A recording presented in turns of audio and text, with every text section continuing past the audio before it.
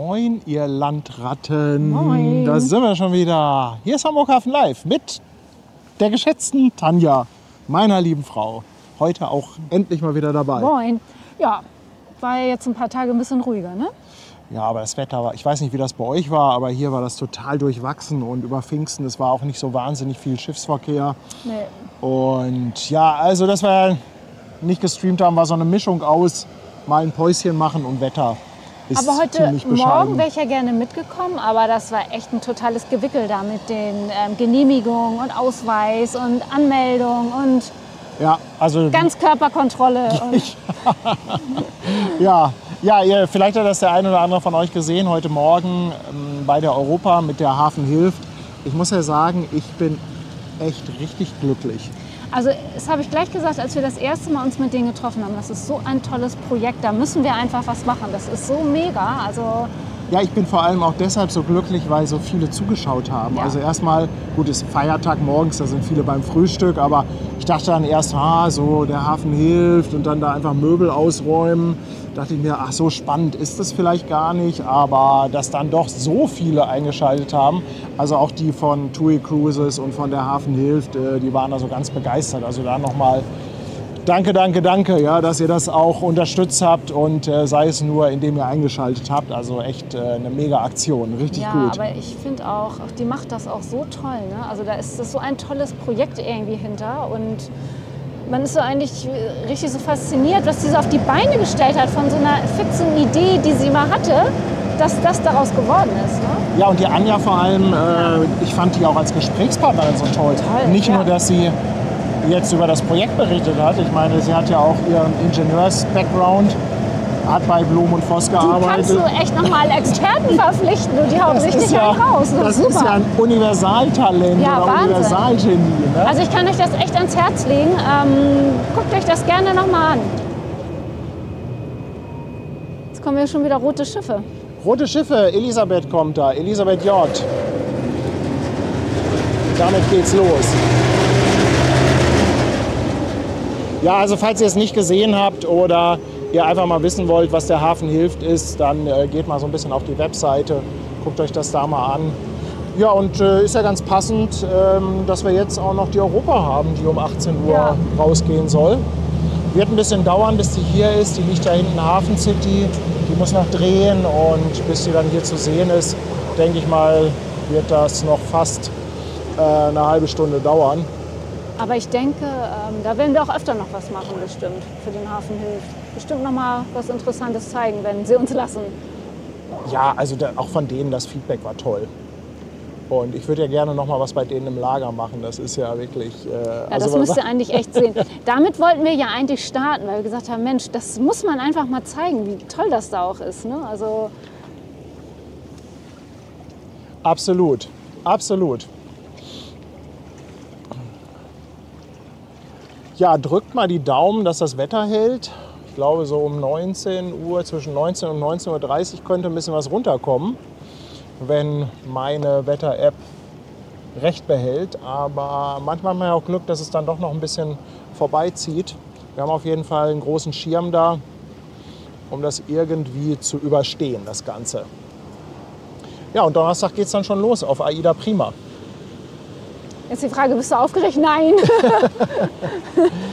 Hast du schon Koffer gepackt? Nein. Ja, was heißt aufgeregt? Also ich sag mal, in freudiger Erwartung, sagt man ja so schön, oder? Also jetzt habe ich mich natürlich angefangen, ein bisschen drum zu kümmern. Ich habe dann auch schon mal geguckt, Mensch, wie ist das mit Internet an Bord und muss ich noch irgendwas extra buchen? Und dann habe ich ja festgestellt, dass in meiner Buchung ja sogar die Getränke-Flatrate enthalten war. Naja, der Fabian, der kennt dich halt. Ne? Also der hat auch gesagt, so, mach mal lieber was Gutes. Ja, das ist ja immer so eine heiße Diskussion bei den Kreuzfahrten. Es geht immer irgendwie um Getränkepakete und wenn du dir irgendwelche Reviews anguckst, es geht immer darum, was gibt es da zu essen, wie sind die Kabinen, was gibt es für Getränke. Das hat mich irgendwie im Vorfeld gar nicht so richtig Also mich interessiert. wundert, dass du dich gestern schon mal drum gekümmert hast, wenn du erst Donnerstag fährst, um so Sachen wie Internet dazu buchen. Das machst du doch eigentlich erst immer so Mittwoch 20 Uhr, oder?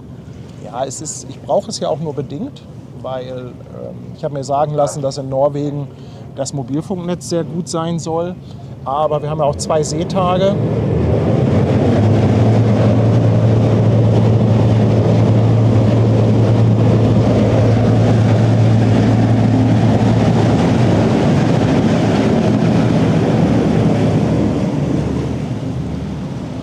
Und ja, also ich möchte es gerne mal ausprobieren. Mich interessiert das mal, wie gut das Starlink da auf so einem Kreuzfahrtschiff funktioniert. Weil vielleicht ist es dann ja auch möglich, mal im Schiff ein bisschen was zu streamen und nicht nur oben an Deck. Ja, hier haben wir die Elisabeth J, einen kleinen Tanker. Und von links kommt auch noch was.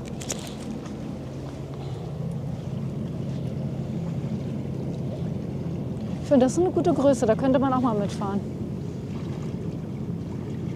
Ja, es sieht auch so winzig aus, ist aber auch ein Schiff. Guck mal, auch hier, wenn man vorne guckt, ne, auch hier sind die Menschen verhältnismäßig klein vorne auf der Back. Sieht jetzt hier im Video natürlich winzig aus, aber bist du an Bord, hast du auch das Gefühl, dass das ein ausgewachsenes Schiff ist. Keine Nussschale. Keine Nussschale, richtig. Postbödel möchte wissen, ob Lufthansa mit auf Kreuzfahrt darf. Nee, also es ist bei AIDA absolutes Drohnenverbot. Ich habe dann auch den Fabian mal gefragt. Ich sage, Mensch, wie ist denn das? Kann man denn eventuell die Drohne mitnehmen und dann am Empfang hinterlegen, dass man die vielleicht auf die Landgänge mitnehmen kann? Und er sagt, nee, die nehmen sie dir ab und die kriegst du dann erst wieder, wenn du wieder zu Hause bist. Ja, ist jetzt schade, aber ist halt so, ne? Ich denke mal, die werden schon wissen, was sie da machen und die haben natürlich keinen Bock darauf, dass da irgendwie zig Leute dann vom Schiff aus die Drohne starten. Wobei, ich hätte es schon ganz gut gefunden, wenn man gesagt hätte, oder wenn man eine Lösung hätte für die Landgänge. Das wäre natürlich schon irgendwie ganz nett gewesen. Hier haben wir die Navi Baltic mit einer Länge von 168 Metern und 27 Metern Breite, Baujahr 2009. Fährt aktuell 9,5 Knoten und fährt unter der Flagge von Portugal. Hinter dir kommt auch noch was raus, aber ich weiß nicht, wo es hinfährt. Ja, das sieht so aus, als ob das verholt. Ein kleiner Fieder, ich weiß nicht, ist das Beate oder Bianca? Irgendwas Graues von Rambo.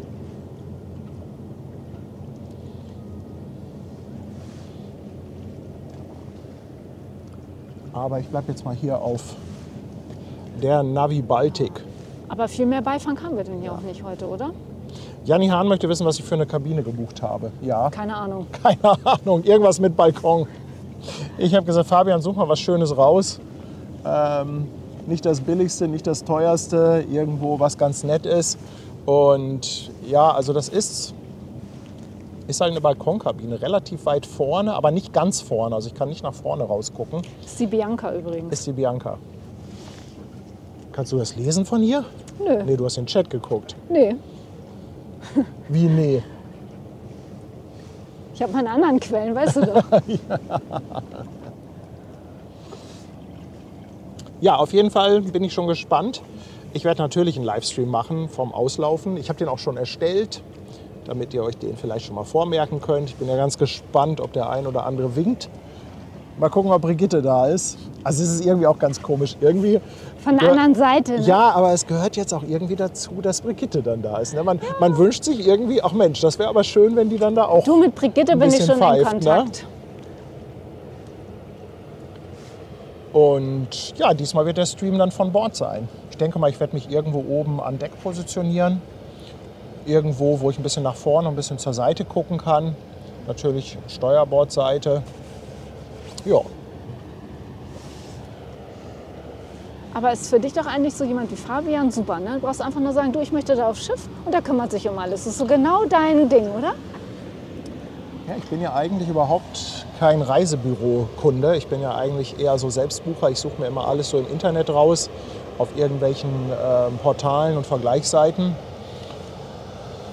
Aber es ist ja so bei den Kreuzfahrten, also du zahlst 1:1 das Gleiche. Egal, ob du jetzt im Reisebüro oder online buchst, da kannst du also nichts sparen. Und ja, im Endeffekt bekommt das Reisebüro halt eine Provision dafür, dass die sich kümmern. Ne? Und ich fand das schon ganz gut. Also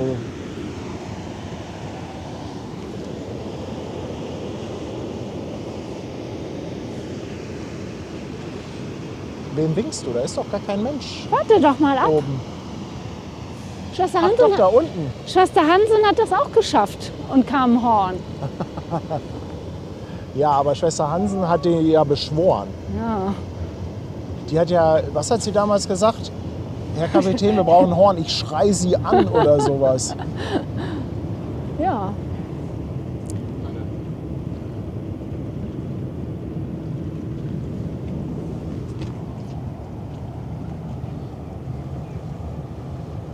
Stefan Heimers möchte in Wedel mit der Taschenlampe winken. Ja, aber es wird ja glücklicherweise noch hell sein. Also Stefan, ich weiß gar nicht, ob eine Taschenlampe so gut ist. Vielleicht nimmst du doch lieber. Eine Signalpistole. Ja, ich wollte jetzt sagen, ein altes Handtuch.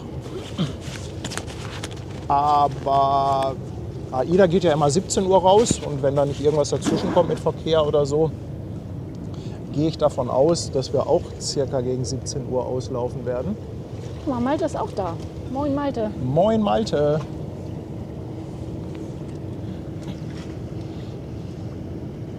Ja, Matthias sagt, ich stehe unter dem blauen A. Na, ich denke, ich möchte mich lieber ein bisschen nach vorne positionieren, dass ich auch etwas nach vorne rausgucken kann.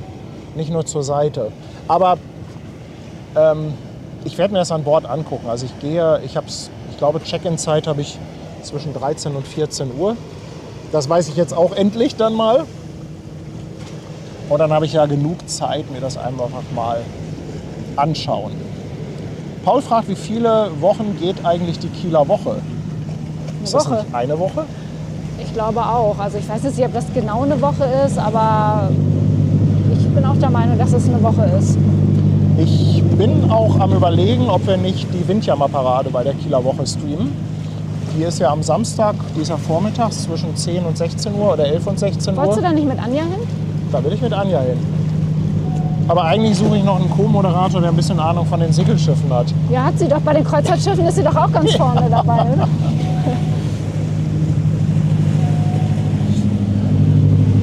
Also sie kann die Schiffe auf jeden Fall gut umschreiben, würde ich mal sagen. Also das macht sie sehr gut.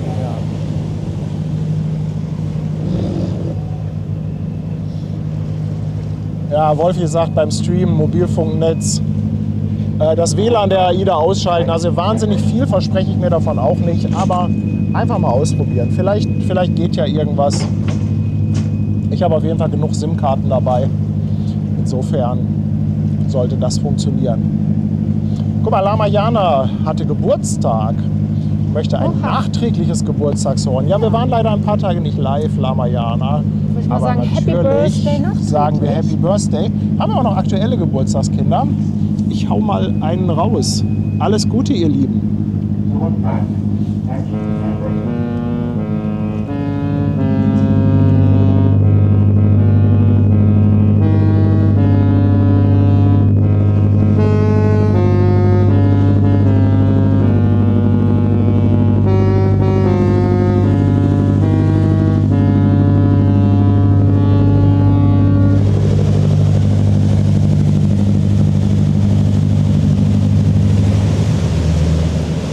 Was für ein geiler Sound von der Fähre. Und das Wetter soll nächste Woche richtig Bombe werden. Also so richtig hot in the city. Dann geht's hier richtig rund in Hamburg. 11 Monate ist der Fuba dabei. Danke für dein erneutes Sub. Und Dankeschön. der Turbo Joe ist jetzt auf der Reeperbahn. Willkommen an Bord. 5 Euro kommen von Petra mit lieben Grüßen. Dankeschön. Beatrix ist schon seit 17 Monaten dabei und sie freut sich so auf Donnerstag und dass ich mal an Bord bin, mal von der anderen Seite. Sie freut sich so sehr für mich. Ach Beatrix, das ist ganz, ganz lieb, dass du dich für mich mitfreust. Also das ist wirklich, ja, also es freut mich natürlich auch total, wenn ihr euch für mich freut.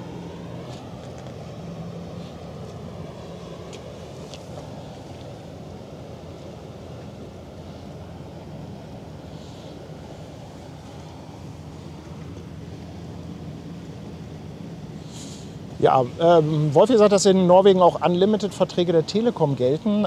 Das ist so nicht ganz richtig. Es gilt zwar dein Datenvolumen aus Deutschland. Es gibt aber eine sogenannte Fair-Use-Regel. Das heißt, wenn du Unlimited hast von der Telekom, hast du im Ausland trotzdem ein Limit. Ich weiß jetzt nicht genau, ich glaube, das sind bei mir 110 oder 120 Gigabyte.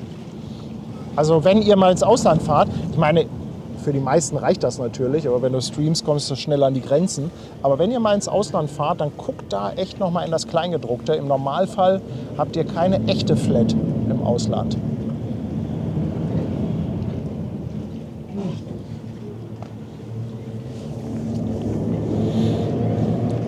Fabi08, 4 Monate dabei mit dem Prime Sub. Und Fabse, neu an Bord. Herzlich willkommen. Danke auch für dein Prime Sub. Und Anja ist da aus Wasserburg. Herzlichen Dank. 2 Euro Superchat. Oh, sie schreibt bitte die Barker für Danny. Er hat heute Geburtstag. Ja, Danny, dann auch an dich einen herzlichen Glückwunsch. Und ja, die James A. Barker, die haben wir auch schon lange nicht mehr gehört. Die muss unbedingt mal raus.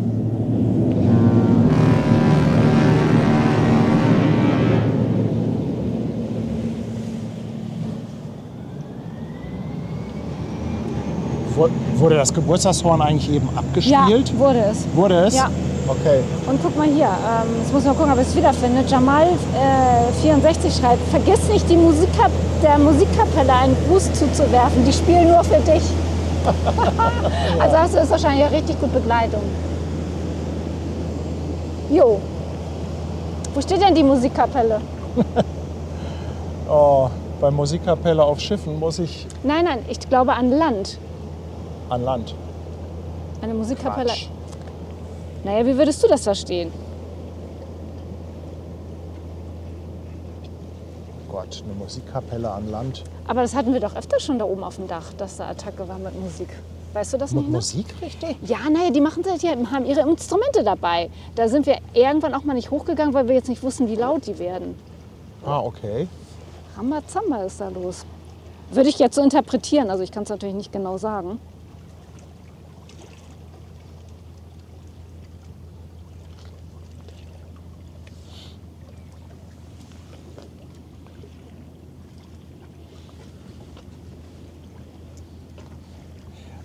Bisschen gespannt, was es von der AIDA zu sehen gibt, ist der Frank. Der ist 13 Monate dabei. 3 Monate vom Puckerbraten, 9,42. Jürgen Fretter. Danke für 5 Euro Superchat. Und Matze schreibt, biete mich ab Donnerstag als Kofferträger und Cocktailvorkoster an. Danke dir auch nochmal für 5 Euro. Ja, du, wenn du an Bord bist und sowieso die Reise gebucht hast, darfst du auch gerne meinen Koffer tragen. Aber ich glaube, die werden ja auf die Kabine gebracht, oder? Also, wenn ich das richtig verstanden habe, musst du halt du hast ja beim Ticket hast du so ein Etikett, so einen Kofferanhänger, den druckst du aus, machst du da dran und dann bringen die das, glaube ich, an Bord. Aber ich glaube, unsere Koffer haben auch Rollen. Also du brauchst gar nicht so schwer tragen. Kannst du eine Hand den Koffer nehmen, in der anderen Hand den Cocktail. Also das passt schon. Ja, das stimmt. Ihr könnt uns einen kleinen Gefallen tun und mal auf den Vesselfinder schauen, was die Europa so treibt, ob die schon abgelegt hat. Die muss ja auf jeden Fall noch drehen. Braucht einen kleinen Moment, bis wir die zu sehen bekommen. Fand ich aber auch ganz schön, da heute mal so nah dran zu sein. Und mal direkt auf der Pier fand ich schon, war mal was anderes, ne?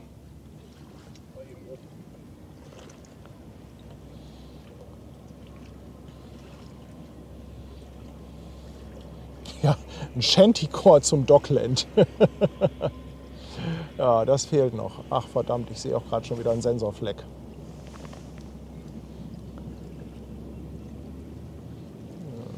So ist, glaube ich, besser. So ein Zelt, da ist auch Musik. Bei der Stettin, ja. Ach stimmt, da ist dieser Schwimmkran und da ist auch immer ein Zelt drauf, ne? Ja, und da hatten sie eben Akkordeonschläger. Ah, okay. Ja. Guck mal, Andi sagt sogar, das war heute Morgen richtig emotional. Ja, die eine Geschichte, die Anja erzählt hat mit dem Rollstuhl, die fand ich auch sehr Menschen, emotional. Ne? Also ne? ganz ehrlich, Ja. das ist unglaublich. Darfst du dir gar keine Gedanken drüber machen. Marc meint, die liegt noch an der Pier, die Europa. Was soll das denn? So haben wir nicht gewettet. Naja, aber wir müssen ja eh auf 19 Uhr warten. Stimmt, die Preziosa. Und wir müssen auf den Regen warten. Oh, Die Mods sagen, wir sollen mehr ins Dokument schauen. Ja, machen wir doch, aber da ist doch nichts drin. Ach so. Nö, da steht ja noch nichts drin. Ja, hier so ein bisschen was. Ja, nur das... Aber gut, dass du sagst, weil wir Ja. beide quatschen hier rum und machen nichts Nee, anderes. ich habe das ne? ja hier auf. Ja, du hast Ich es hab's auf, ja aber das auf. heißt ja nicht, dass wir drauf gucken, wenn wir hier irgendwie dumm rumstehen und Blödsinn reden. Ja. Dankeschön. Ja.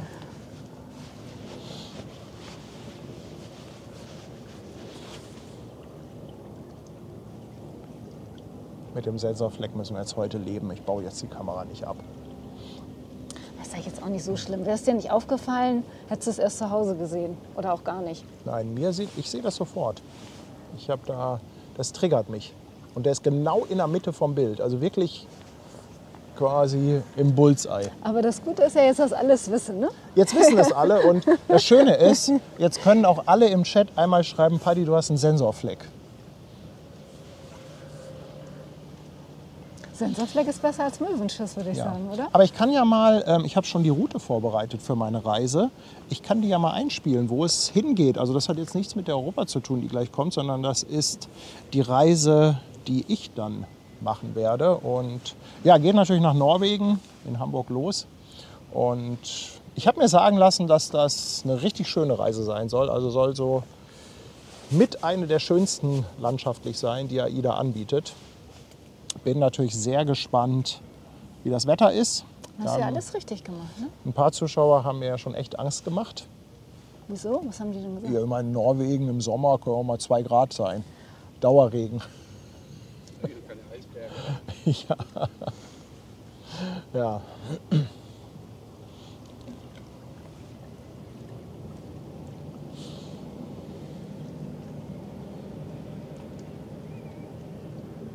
Also hier, Brigitte schreibt schon Instruktionen, was du zu tun hast, ne?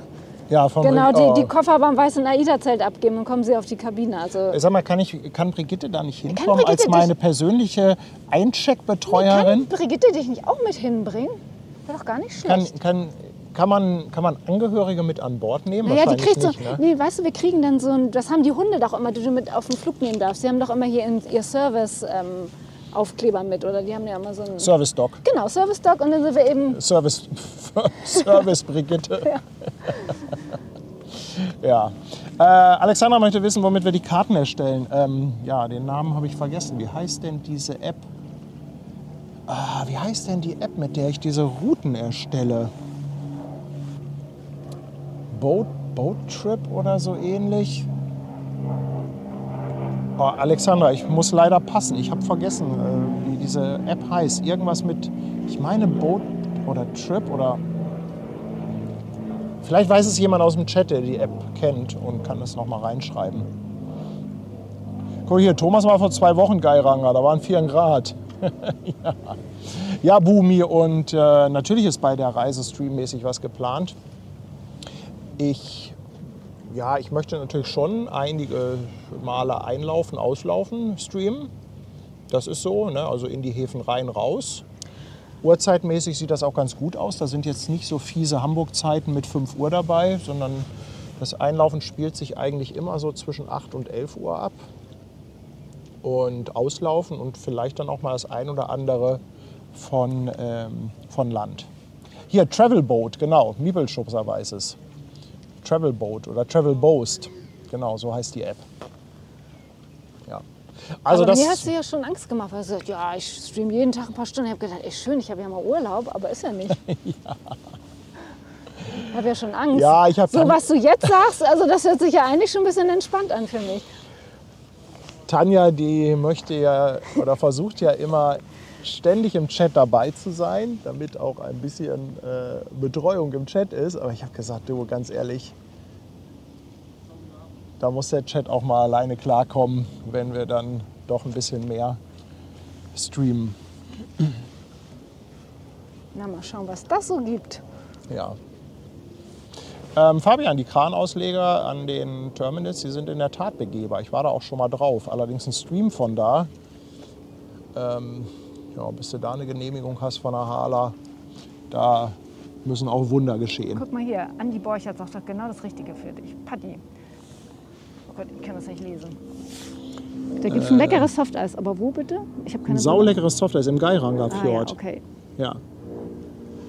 Also Softeis könnte ich ja noch lesen. Softeis finde ich super. Also schon mal vormerken, Ja. ne? Ja, ich streame von unterwegs dann. C64, also das ist zumindest der Plan.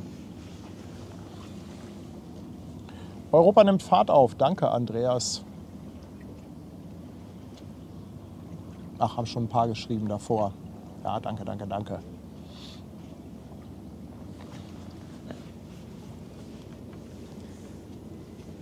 Ja, aber das wäre doch was. Brigitte als Eincheckassistentin. Ich bin noch am Überlegen, ob ich mir die Kaffeemaschine auf die Kabine bestellen soll. Kaffeemaschine kostet für die Reise, glaube ich, 39 €. Da sind dann so ein paar Kapseln dabei. Das ist so Nespresso. Dann musst du aber noch Kapseln extra immer bestellen. Was für Erfahrungen habt ihr denn? Also wenn die aber jetzt du gehst gesagt doch davon hätten, aus, dass die Leute so nett sind und dir den Kaffee vielleicht mal vorbeibringen. Das wäre doch auch was. ja, ich bin ja auch, diese Nespresso-Kapseln, die sind zwar eigentlich, also der Kaffee, der schmeckt schon ganz gut, aber irgendwie bin ich da auch nicht mehr so der Riesenfan von. Wir hatten das mal, wir hatten mal Nespresso, aber mittlerweile, muss ich sagen, ist frisch gemahlen, so eine schöne Bohne, die man da oben reinkippt, das ist schon irgendwie ein bisschen leckerer. Nee, Ankerbengel, die Europa fährt jetzt nicht ohne Mobiliar. Da ist natürlich auch gleich wieder, neues Mobiliar raufgekommen.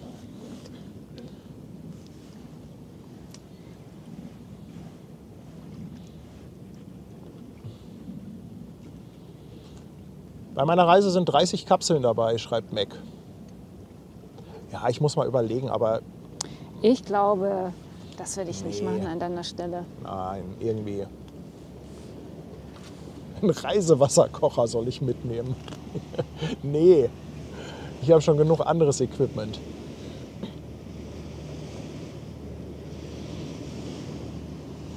Also gleich könnte hier noch Regen runterkommen. Ne? Ich finde, das sieht schon so verdächtig aus hier Ja, über ja, uns. es soll so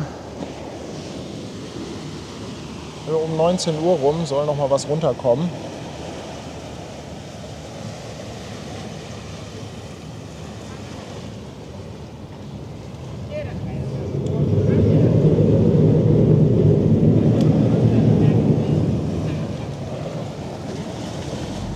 Ja, Arthur schreibt es auch, ab 19 Uhr. Wir Und haben wenn das Arthur leider schon sagt, gesehen. Sieht nicht gut aus. Das ist schon fast schlimm, wenn er das Arthur, wir sagt. haben das leider gesehen. Ich hoffe, dass wir das mit dem Schirm ganz gut durchstehen können. Ich glaube aber fast, ich muss noch mal ein paar von den Sachen gleich ins Auto bringen, weil wir haben ja nichts, wo wir das unterstellen können.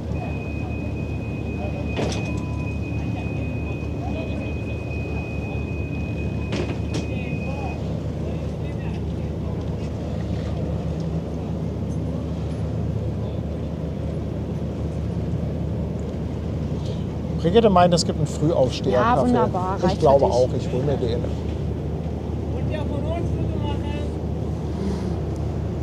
Moin. Hat er gesagt, ich soll von ihm ein Foto machen? Ja, Foto wird schlecht, aber ja gut. Hat er ja auch nichts von, wenn du das jetzt machst.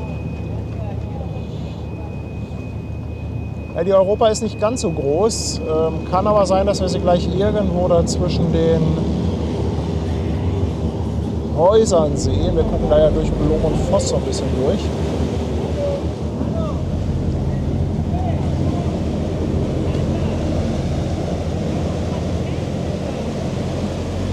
Andreas meint, ich soll mal bei Hamburg Hafen Live im Shop gucken, da gibt es guten Kaffee.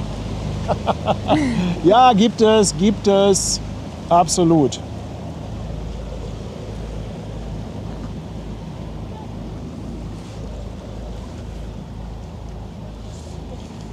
Hatten wir heute Morgen schon drüber gesprochen. Die Europa ist eine alte Lady, ist über 25 Jahre alt, 198 Meter lang, 24 Meter breit, fährt unter der Flagge von Malta und wird ja wahrscheinlich dann mitten in der Nacht durch den Nordostseekanal gehen. Ne? Die fährt jetzt Nordostseekanal, wann wird sie da sein? So in 4 Stunden oder so, denke ich mal. Guten Abend. Und dann geht sie da durch den Kanal. Na? So, ich kann sie noch nicht entdecken. Abgelegt hat sie ja schon, ne? Ja. Wir sind hier im Livestream. Können Sie uns einen Gefallen tun, dass Sie nicht so dicht, dann, weil das hört man alles. Dankeschön. Ich hatte heute schon mal das Problem. Ich habe heute auch ein Video gemacht und das war auch alles gut.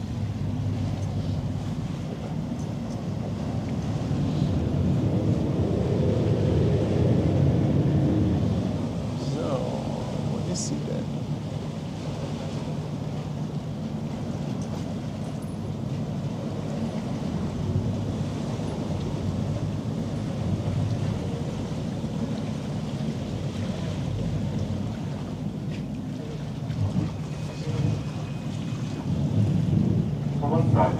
Hansi haut ein paar Reisefischstäbchen raus. Dankeschön. Danke, Hansi. Und nochmal Fischstäbchen, also zweimal. Danke, Hansi, danke. Team Erwin, willkommen an Bord. Danke für deinen Prime Sub. Und Big J Norderstedt verlängert auch das Prime Sub. Danke dafür. Außerdem Lamayana ist mit 500 Bits dabei. Unser Geburtstagskind. Und Joachim Bettenhausen, 13 Monate.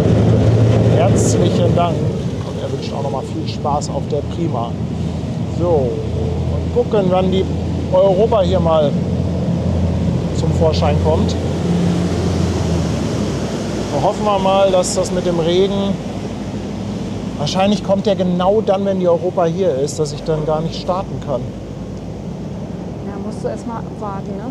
Ja, ach, wir Aber warten meinst du nicht, soll gleich, ich glaube, ich bringe noch mal ein paar Sachen ins Auto, ne? Es wird Willst du ja was alles von den, nass, ne? ja, Ja, hier so die Taschen und genau. so weiter? Kannst du mal einmal mein Mikro? Ja, Dann gehe ich mal schnell. Okay. Den Schlüssel brauche ich. Soll ich von dir auch noch was mitnehmen? Eventuell? nee, der Rucksack muss hier bleiben, der kann aber ruhig nass werden.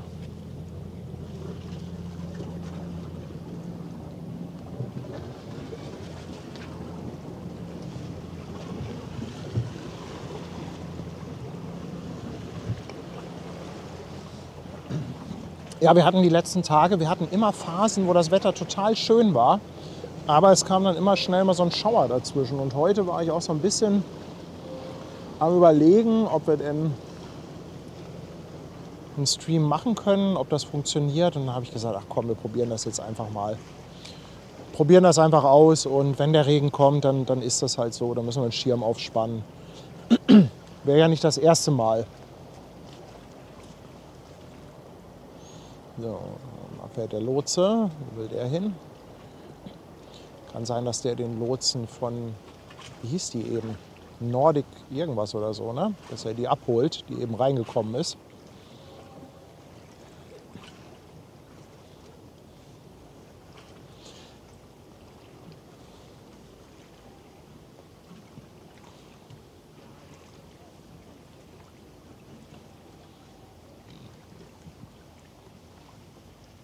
Navi Baltic, nicht Nordic, Navi. Danke, Sebastian. Dankeschön.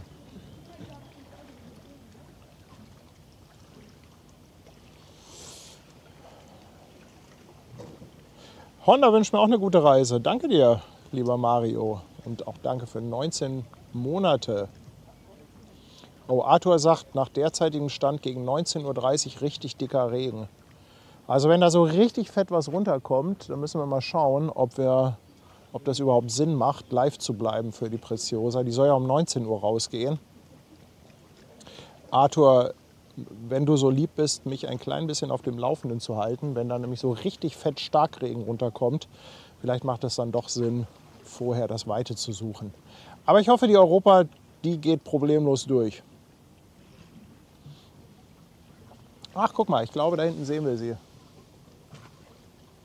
Im Hintergrund, da an der Elbphilharmonie.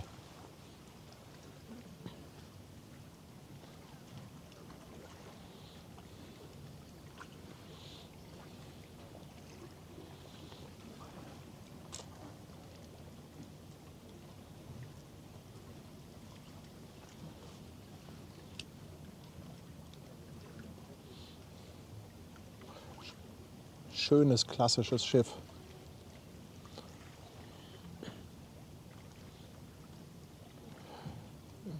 Den Drink an Bord bezahlt Annette. Danke, Annette. Aber ich habe tatsächlich die Getränke-Flatrate mit in der Buchung. Da hat Fabian wohl in weiser Voraussicht die gleich mitgebucht. Hat sich gedacht, komm, keine Diskussion mit Paddy.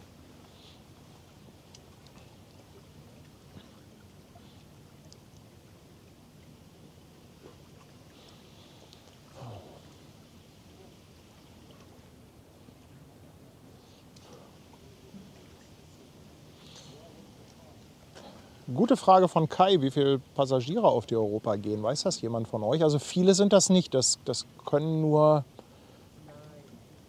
irgendwie 400, 500 sein maximal. Vielleicht sogar einen Tacken weniger.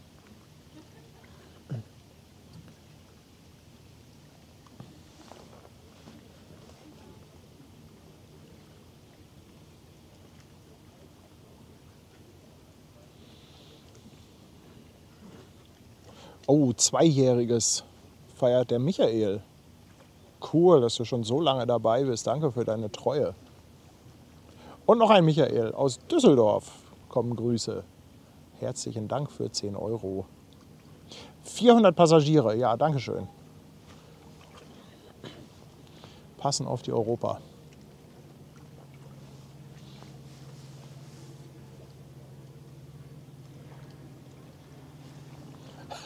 Henrik möchte, dass ich Trocknungsmittel für mein Equipment shoppe.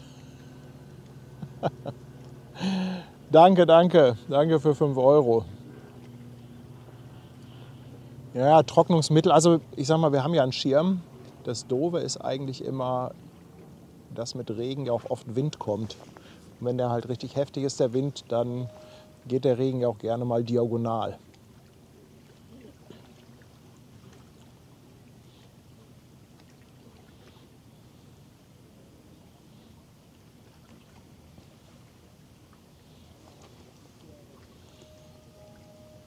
Ja, wenn man genau hinguckt, sieht man so ein paar Aufbauten. Da hinter dem Dock. Da kommt es gleich rum.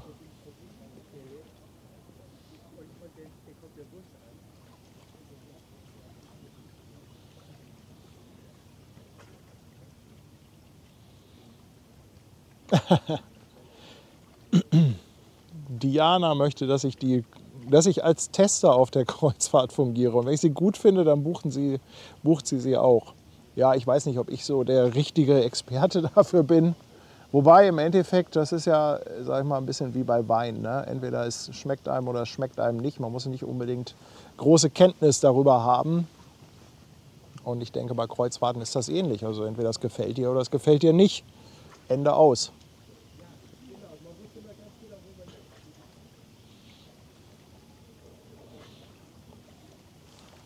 Da kommt sie, die Europa, einmal da hinterm Dock hervor. Ach, das ist immer ein toller Moment. Ne? Ein paar Fähren mit dabei, aber noch echt weit weg.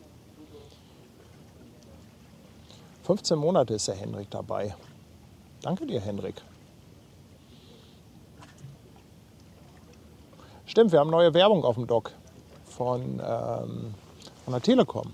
Guck mal, ich habe doch, glaube ich, noch ein bisschen Zoom habe ich doch hier noch, den Booster. Da es noch nicht windig ist, geht das auch und die Kamera wackelt noch nicht so stark.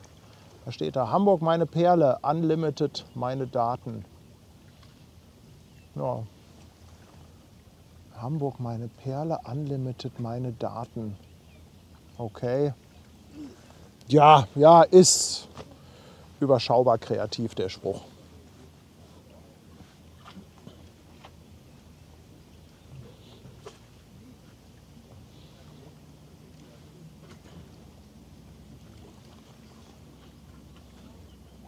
Noch ein kleiner Flitzer. Sven Reichelt ist auch seit 10 Monaten dabei. Geht am 5.7. von der Perla runter und hat sich einen Landausflug bei Ehlers gebucht. Eine Fletfahrt. Ach, 5.7. Ach ja. Oh Mann, hab ich wieder eine lange Leitung. Ja. 5.7. Fletfahrt. Ja, klar. Mensch, ja cool, dass du dabei bist, Sven. Unsere Fleetfahrt, also falls ihr das noch nicht mitbekommen habt, am 5.7. machen wir mit ELAS eine Community-Fleetfahrt. Haben also die ganze Barkasse für uns, also falls ihr da Lust habt mitzukommen. Parkplätze sind noch frei. Oh, das hat aber echt gedauert, bis der Groschen heute gefallen ist, Sven. Dann lernen wir uns ja kennen und dann direkt von der Perla runter. Oh, dann können wir ja Kreuzfahrer-Fachgespräche führen. Können wir ein bisschen fachsimpeln. 2 Monate mit dem Sub, The Man with the Iron Fist. Herzlichen Dank. Guck mal, schön frontal das Schiff jetzt hier. Schön frontal.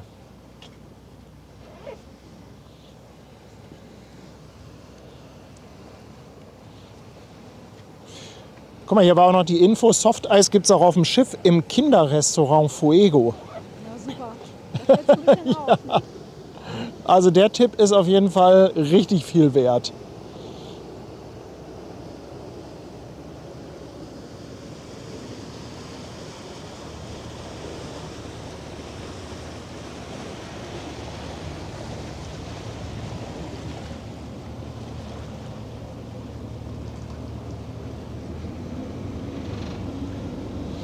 Ja, es sieht echt eng aus, oder?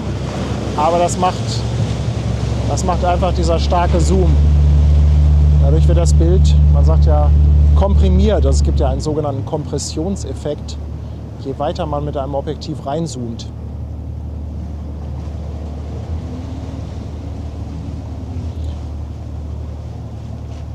Thomas, danke für die gute Reisewünsche und 5 Euro. Und Henrik Köster ist seit 18 Monaten dabei. Ja, das war eben noch ein anderer Hendrik. Hendrik, aber danke dir für 18 Monate. Seren ist auch wieder da. Seren, herzlichen Dank. Gleich mal eine 5er Subbombe rausgehauen. Kommen da etwa die ersten Tropfen oder? Keine Ahnung. Noch nicht, ne? Tanja hat schon ihr Regenoutfit an.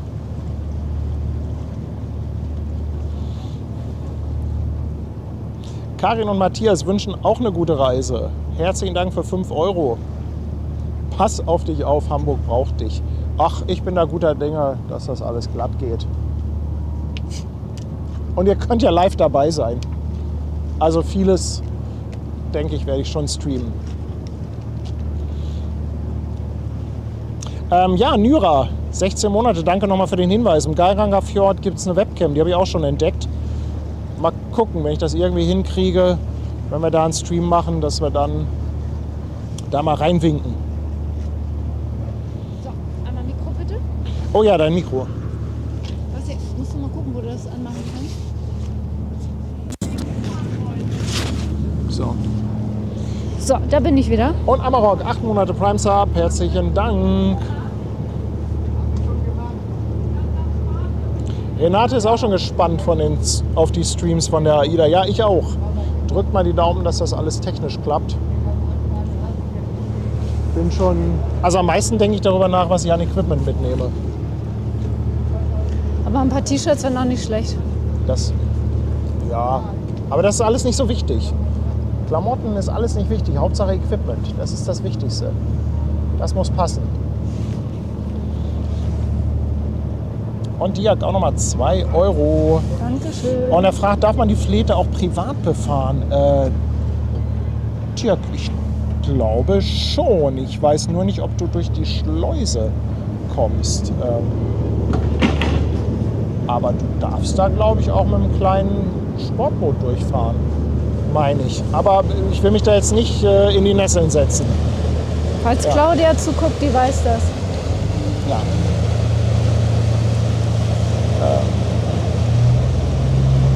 Jetzt nochmal die Frage nach der Routenanimation. Haben wir eben rausgefunden, das Programm heißt Travel Boast.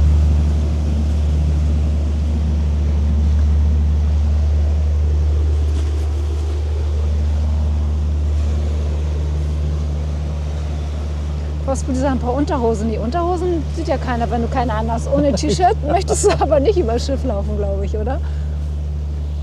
Ja, solange Ja, wir werden uns bemühen, dass du ein paar Sachen mitbekommst. solange ich die Kamera in die andere Richtung halte, kann ich auch nachts streamen. Ja. AB, den Trip haben wir über das Kreuzfahrtstudio von dem Fabian gebucht. Der fährt ja auch mit. Bin mal gespannt, was der so erzählt. Ich meine, der hat ja echt schon tausende Tage auf Kreuzfahrtschiffen verbracht.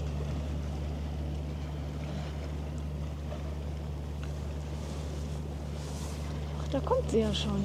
Ja, da kommt Sehe ich sie, auch da ohne kommt Brille. sie. Und vom Sachsen-Uwe kommt nochmal 5,99. Er bedankt sich nochmal für das Autogramm auf dem Hochzeitsfoto.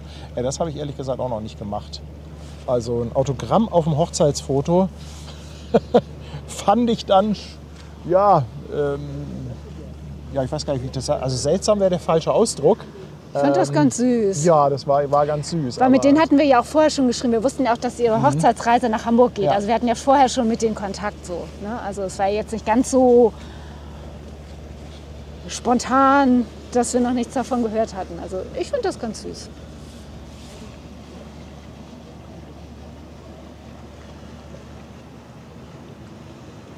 Also wir müssen das mal mit den Fleten, müssen wir mal Claudia fragen. Ja. Ach, das können wir mal im nächsten Ja. Stream. Ich muss eben Ja. mit ihr sprechen. Genau. Ach, an der Webcam Apropos- Geiranger klebt ein QR-Code, schreibt der Dave. Apropos Fleetfahrt, da haben wir doch gleich das richtige Stichwort. Hab ich schon gemacht, als du weg warst. Okay, ja gut. Aber doppelt hält ja besser. Genau. Sagt jemand, du hast wenig, der Marc sagt, dass du hast wenig Steckdosen in der Kabine. Das habe ich auch schon gehört. Ich muss irgendwie einen Verteiler mitnehmen. Also irgendwie 3er, 4er, 10er Steckdosenleiste. Ja. Das habe ich auch schon gehört. Ja, im Normalfall, was hast du da großartig mit an Elektrosachen? Das ist ja, Es sind in erster Linie das Ladegeräte für die Akkus. ja, aber ich sag so, Ja, aber ich denke mit Otto-Normalverbraucher. 3, 4 Dosen. Achso, du meinst normalerweise, Ja. ja. Obwohl ich glaube heutzutage, also ich sag mal 3 Steckdosen, finde ich, sollte man schon haben, oder? Ja, Johann sagt auch anfangs nicht zu viel essen. und hier ist das ja nochmal. Naja.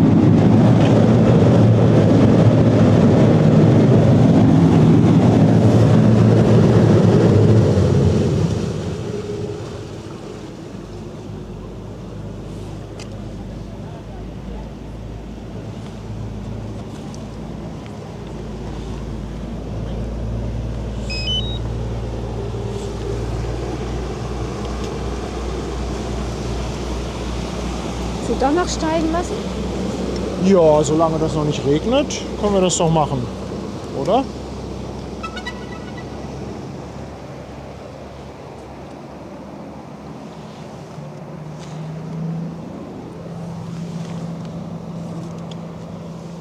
Heiko sagt, den Verteiler nehmen Sie dir weg bei der Einschiffung. Was? Echt? Einen Stromverteiler nehmen Sie einem weg? Ach, hier, Sabine schreibt das auch. Musst du noch mal Fabian Steckdosenleiste ist fragen? verboten. Ja, ist wahrscheinlich irgendwie alles wegen Brandgefahr, oder? Ja, das kann natürlich sein. Ne? Das kann sein, das kannst du haben. Ja, das ist natürlich Mist dann. Ne?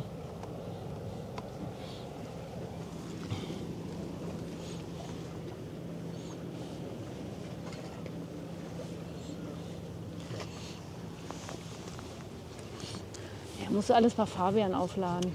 Ja. Oder hier bei Vanessa. Überall alles verteilt. Verteile ich über das ganze Schiff, Ja. ja. Ganz genau. So, ich muss mal kurz hier die Display-Einstellungen.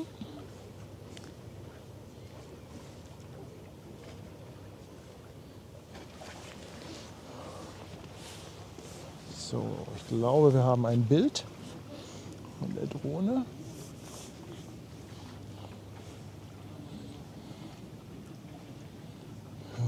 So.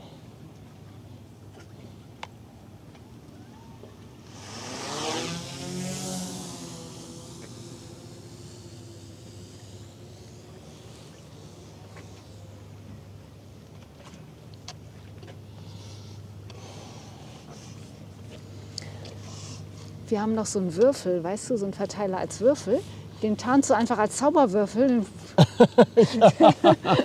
Ja, schnallt stimmt. auch Das, keiner. Ah, guck mal, da kommt so ein ganz kleines Flugzeug. So, erstmal gucken, ob wir hier ein Bild von der Drohne haben. Ja, allerdings noch so ein bisschen farblos.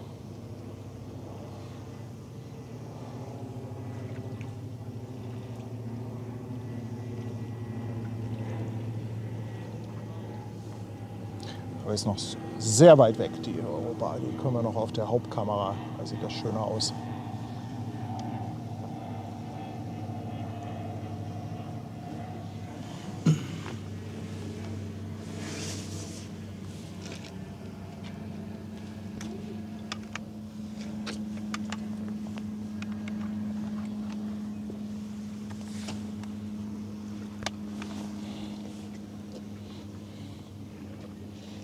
Aber dass der Regen vorbeizieht, das wird wohl nichts, ne? Ich glaube, das wird nichts. Nee, aber wie gesagt, Arthur meinte so 19:30.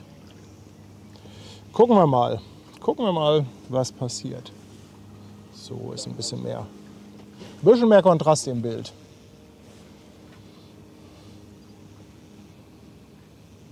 Oh, Arthur gibt uns nur noch 10 Minuten. Da waren ja Für deine den Berechnungen auch ersten nicht Regen. so schlecht.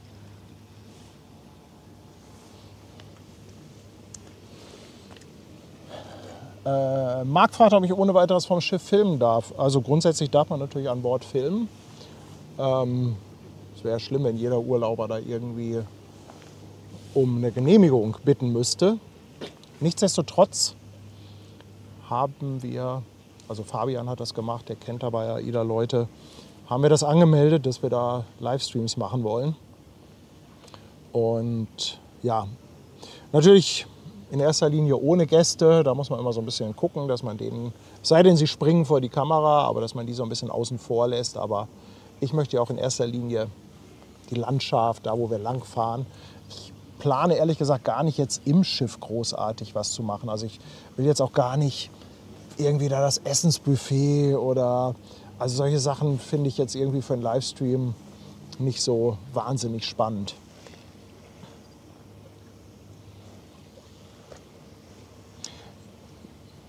Johann meint, ich soll anfangs nicht so viel essen. Das ist eine gute Idee.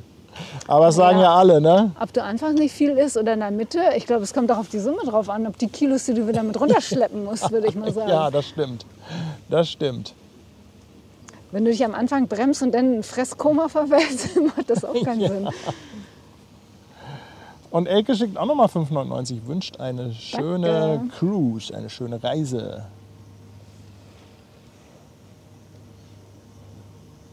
Der Ankerbengel schließt sich auch noch mal an. Danke dir vielmals. Ja, ich habe natürlich diverse Ladegeräte, die dann auch mehrere USB-Anschlüsse haben. Also ich glaube, ich habe eins, das hat 5 USB-Anschlüsse. Sowas werde ich da mitnehmen.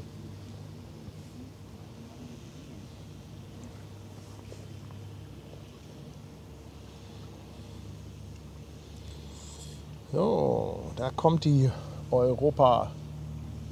Mal gucken, ob sie, eigentlich ist sie ja jetzt schon so auf der Höhe vom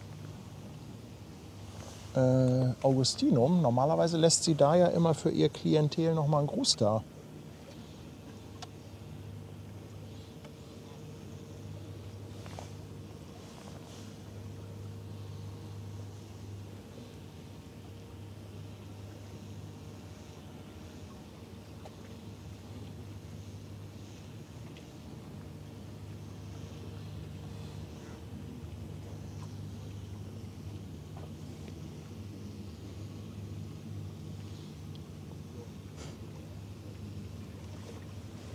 Hier, Steffi sagt, sie nimmt dich mit auf den Campingplatz. Da gibt es genug Strom und Film, kannst du auch, was du willst.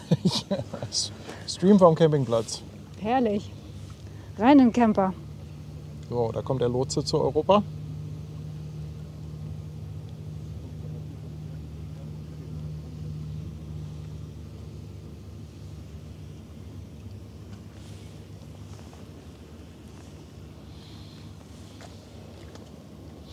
Ulrich, danke für das Lob. Danke für so viele schöne Streams, Infos und super nette Chats. Und vor allem, dass ich Mitglied einer so tollen Community sein kann. Ach, das ist doch schön. Ulrich, das freut uns. Danke. Ganz, ganz lieben Dank für 17 Monate. Weil Luzi verplant die gleiche Fahrt nächstes Jahr. Möchte daher den Stream verfolgen. Ja, das ist doch super. Ja. Anton, auch an dich ein Dankeschön für Dankeschön. 5,99 und Dingsbums und Gedöns von Andreas Preuß. Herzlichen Dank.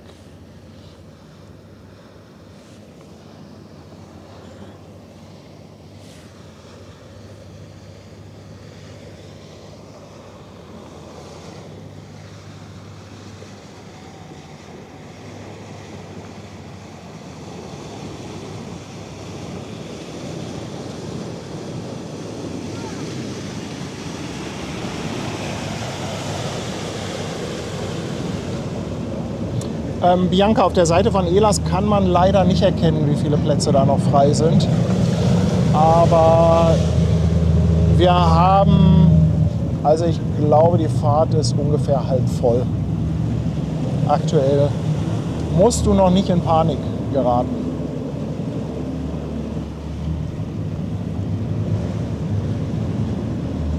Christa, danke für 2 Euro.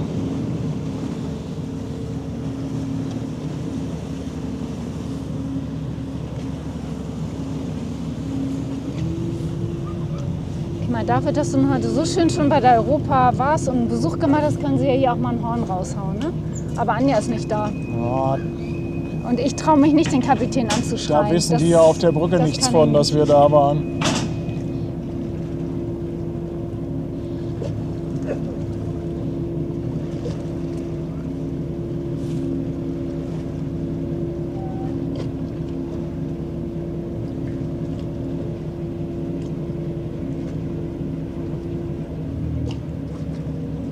Holgi schreibt Danke für den schönen Sensorfleck. Kannst du behalten. Kannst du ihn rausschneiden, geht das? Ja, du kannst ja mal versuchen, mit ein bisschen Spucke den von deinem Monitor zu kratzen.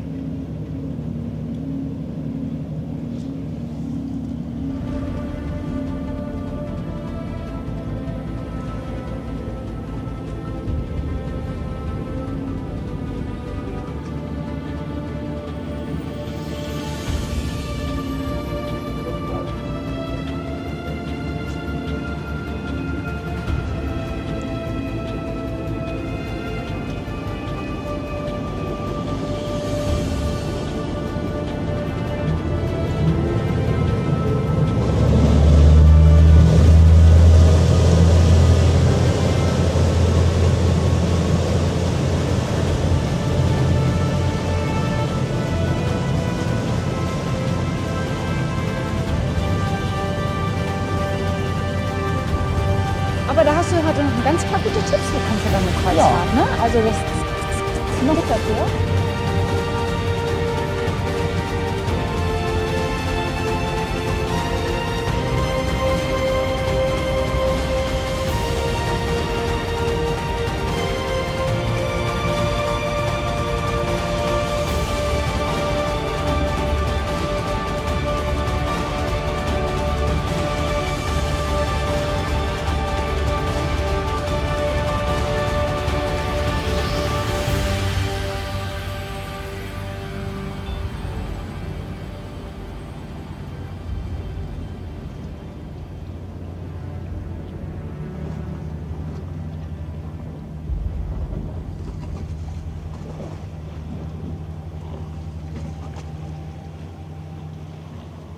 Ach, da ist der Lotse noch dran.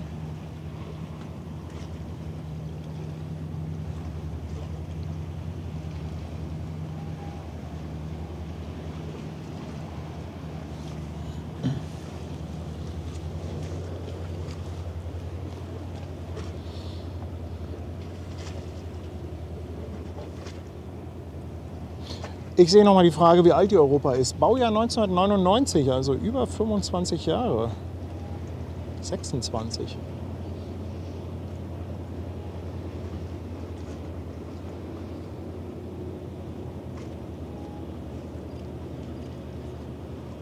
Guck mal, jetzt klicken hier aber wieder die Fotoapparate, du. Ist aber auch ein schönes Schiff, muss ich sagen. Ja. Gefällt mir echt gut.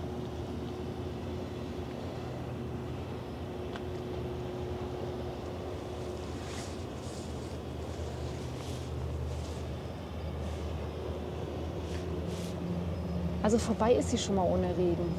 Ja.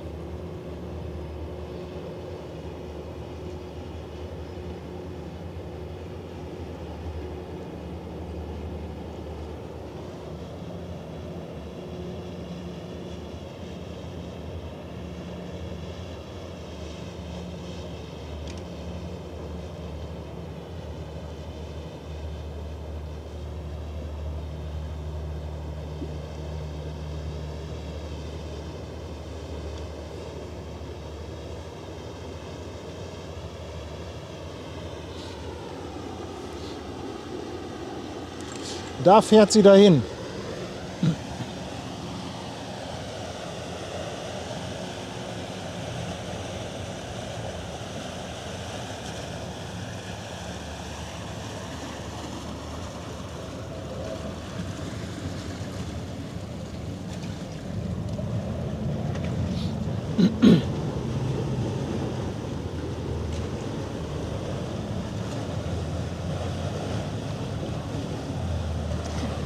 Na, kommen da die ersten Ja, Tropfen. ich glaube es auch. So langsam mal die Rückkehr einleiten hier. Muss nur mal warten, bis die Fähre weg ist.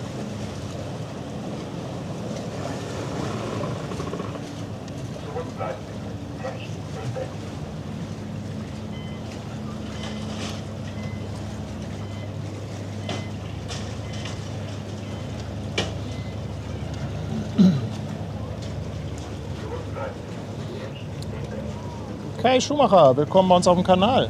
Ein neues Speicherstellmitglied.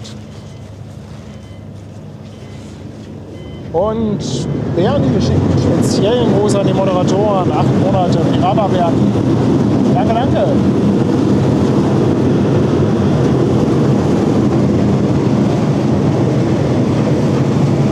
Ich würde sagen, da können wir uns mal anschließen, ne? Ja.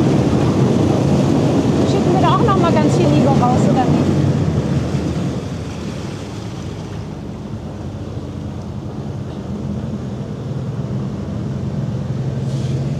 So, guck mal, jetzt können wir auch mit dem großen Objektiv hier wieder was reißen. Dann werde ich nämlich mal eben landen. Ich werde das schon mal haben.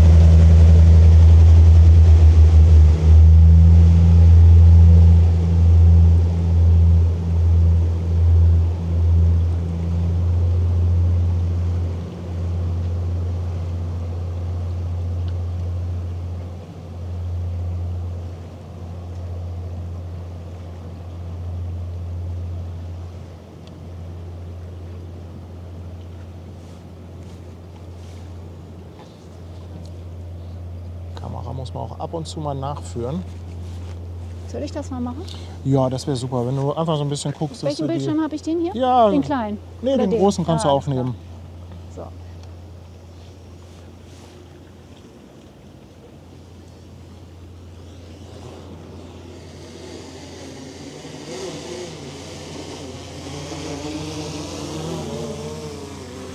So. So, Lufthansa ist wieder da.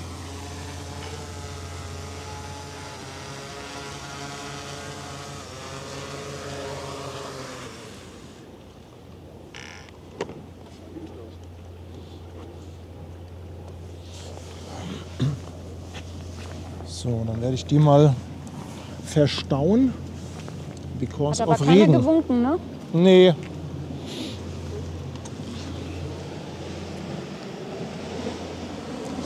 Ach, guck mal, so ein paar Tropfen hat sich die Drohne in der Luft auch schon abgeholt. Ist ja auch ein bisschen näher dran, würde ich sagen, oder? Das stimmt. Das stimmt. Aber ich werde die mal komplett wegpacken.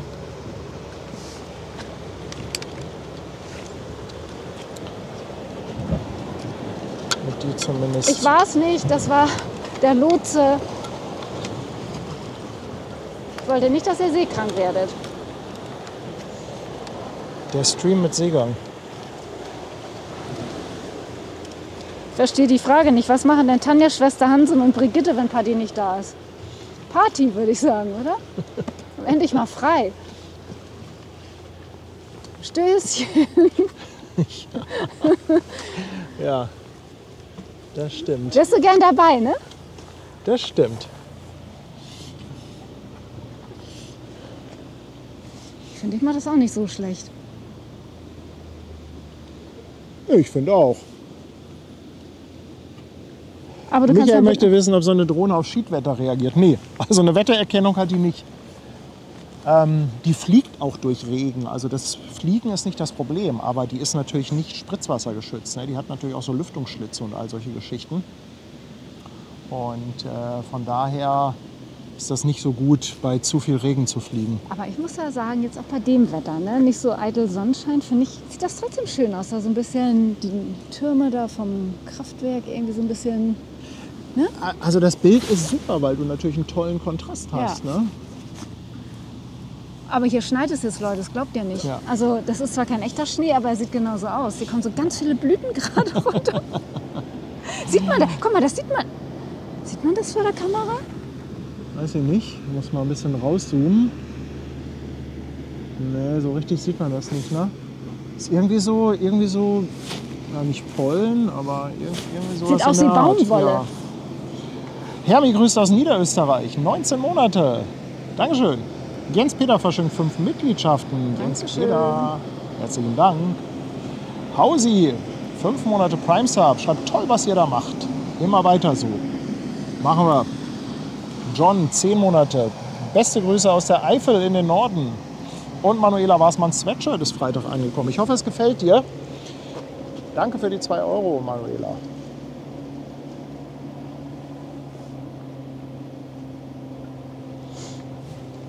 Also so langsam sieht das hier aus, als wenn es gleich Regen gibt. Oder? Schnee und Regen, ja. Schnee und Regen, ja.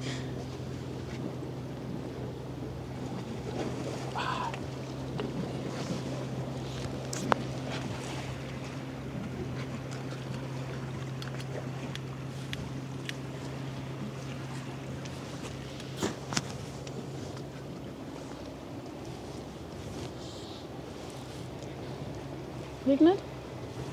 Fängt Ja, an, ne? gleich. Ich mache schon mal das Laptop zu.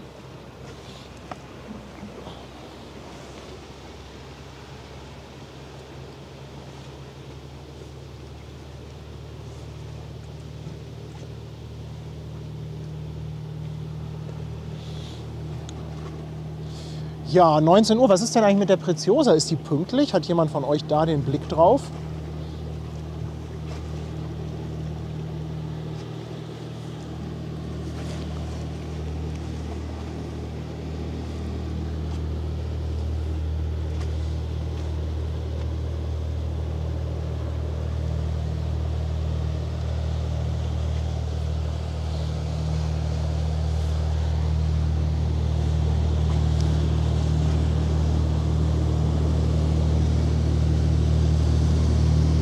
Oh, Guido ist 18 Monate dabei und schreibt nächste Woche Herz-OP. Oh Mann, Guido, auf jeden Fall schon mal gute Besserung. Da drücken wir aber jetzt schon mal die Daumen. Dann, oh, wir müssen, glaube ich, langsam den Schirm aufmachen.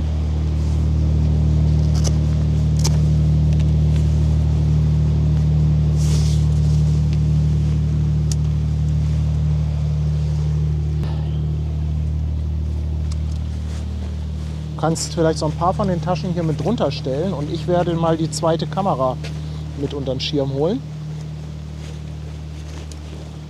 Ja, soll die Tasche mit da reingehen. Ja, stimmt.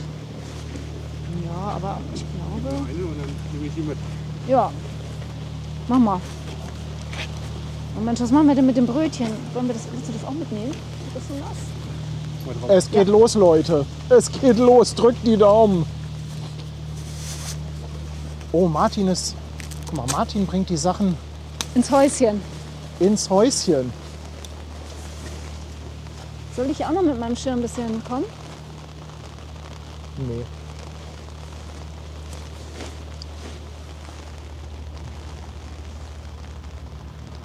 Erika möchte wissen, wohin die Europa fährt. Die fährt, glaube ich, nach Polen, nach Gdansk, habe ich, meine ich, vorhin gelesen.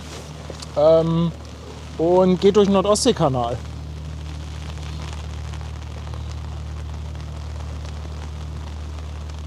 Oh Mann, Arthur schreibt, eine halbe Stunde müssen wir durchstehen. Oh, Arthur. Aber jetzt macht auch Abbauen keinen Sinn mehr. Kannst du das nicht mal irgendwie regulieren? Also Oh, oh, oh. Jetzt wird's lustig, Leute. und ich sage noch, wenn es Martin macht erstmal ein Foto von uns, wie wir hier stehen. Ja, Martin. Können wir dann mal auf Instagram raushauen.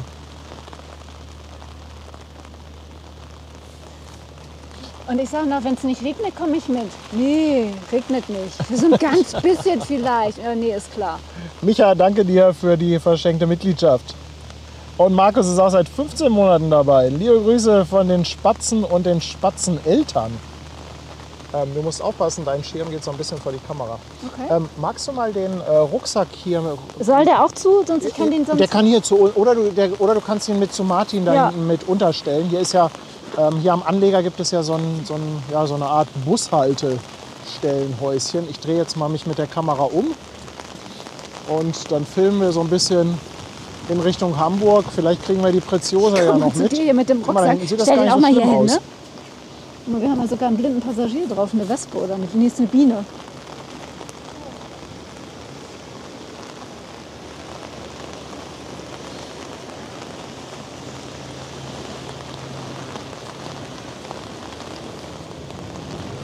Der dicke Sauerländer schreibt, wir sollen uns vom Regen nicht ärgern lassen. Nee, also ich sag das immer wieder. Das ist halt in erster Linie mit dem Equipment immer so eine Sache. Ne?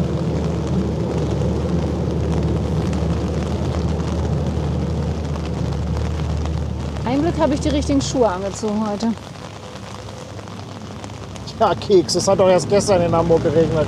Ja, es wird auch morgen wieder regnen.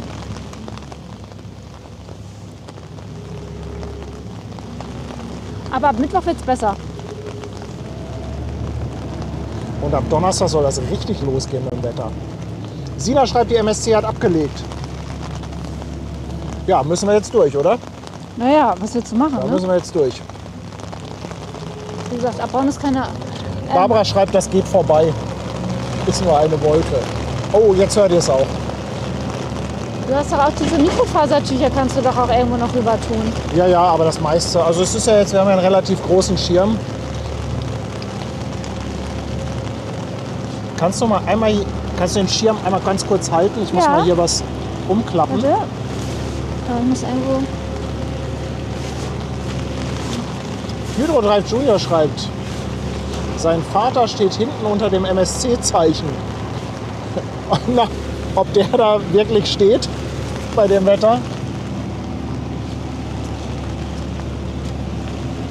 Ja, ich kann auch auf die andere Seite. Warte, ich muss nur einmal das hier, damit ich das lesen kann.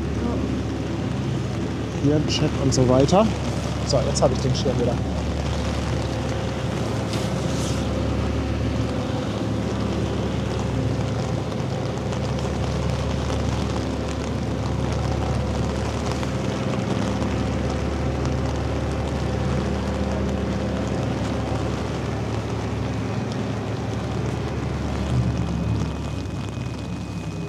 Ja, Kenny, der meiste Regen fällt daneben. Aber Also Regen ist ja auch schon in Ordnung, aber ich glaube, jetzt kommt noch so ein bisschen Wind. das ist halt so ein bisschen mit Kanonen auf Spatzen geschossen hier. Hessenblitz, danke für die Schlechtwetterzulage. Herzlichen Dank. Und in Norderstedt ist trocken. Hilft uns auch nicht weiter.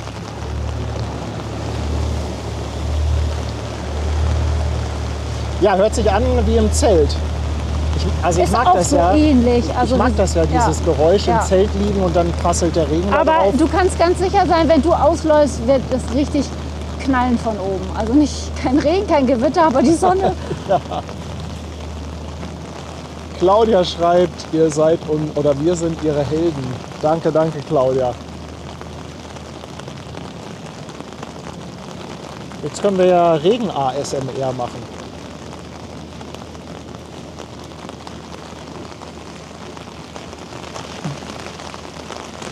Gut, dass Tanja noch Zeit hat, Selfies zu machen. Ich mache ein Video, wie es hier aussieht.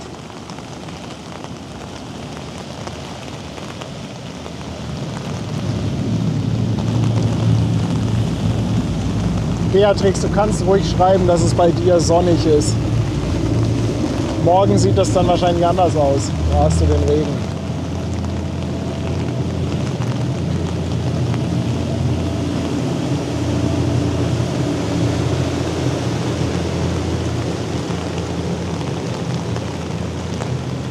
Aber es macht halt jetzt auch keinen Sinn abzubauen.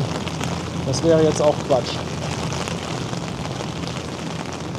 Ich stelle mich mal ein bisschen weiter weg, weil sonst kommt mein Schirm nämlich, kriegt seine Ausrüstung, kriegt meinen Regen vom Schirm ab.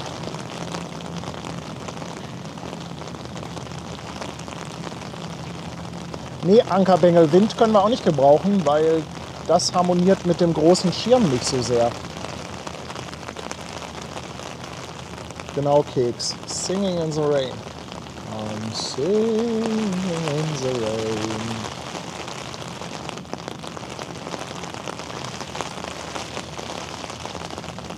Also Arthur sagt, zwischen 20 und 21 Uhr gibt es eine Stunde Regenpause. Das nützt uns aber auch nichts. Das bringt uns auch nichts, wenn noch 50 Minuten Regen ist. Um 19:09 Uhr.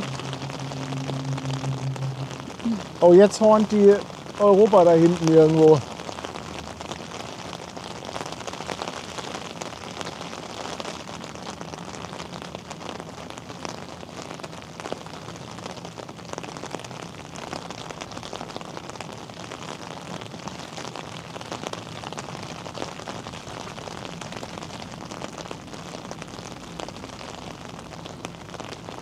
Ja, Hydrodrive. Ob dein Vater bei dem Wetter draußen steht und winkt? Wenn er sich das vorgenommen hat, wird er das machen.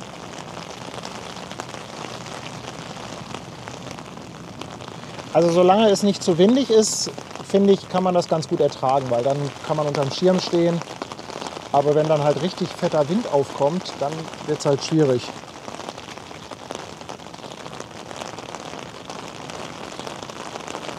Willkommen an Bord, liebe Hannelore. Neu auf dem Fischmarkt dabei. Peter Mustermann sagt, Regen im alten Land war nur kurz, also weitermachen. Ja, danke dir für 15 Monate. Dankeschön.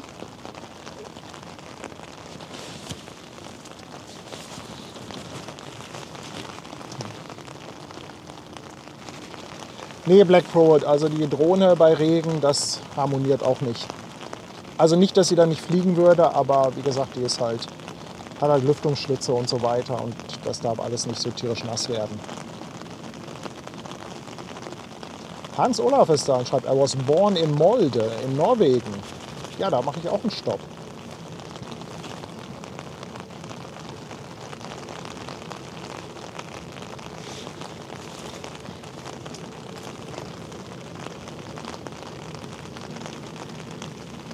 Kommt er nicht aus Norwegen, dieser Fisch, den man immer in dieser Dose kaufen kann, wenn du den aufmachst, dass du irgendwie fast im Koma liegst? Das gibt doch irgendwie so einen Fisch, so einen ganz schlimm stinkenden Fisch in so einer Dose. Kennst du den? Nee. Ich weiß aber nicht, wie der heißt. Okay. Weiß bestimmt jemand im Chat. Also ich glaube, wenn du da eine mit auf die AIDA nimmst, dann wird die evakuiert. Gehört zu den verbotenen Gegenständen. Ich weiß nicht. Fisch aus Norwegen, Drohne und Mehrfachsteckdosen.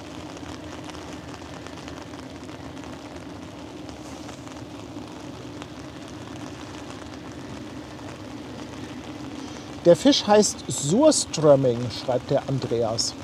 Und einige andere jetzt auch noch. Oder Surströmming. Ist das wirklich so, dass der so, ist ganz so eklig, fies ja. stinkt? Der ist ganz schlimm. Kannst du mit Fabian als Mutprobe an Land machen. Ach, hier schreiben aber einige, das würde aus Schweden kommen. Ja, deswegen, ich sage, ich wusste das jetzt. Ja, Ah, ja, okay, das kann also sein. gar nicht Norwegen. Ja, ich war nicht ganz sicher. Hat denn jemand von euch schon mal probiert oder so eine Dose mal aufgemacht? Also ich glaube, die Hunde würden den trotzdem fressen. Lotse 2 klingt auch ein bisschen heiser.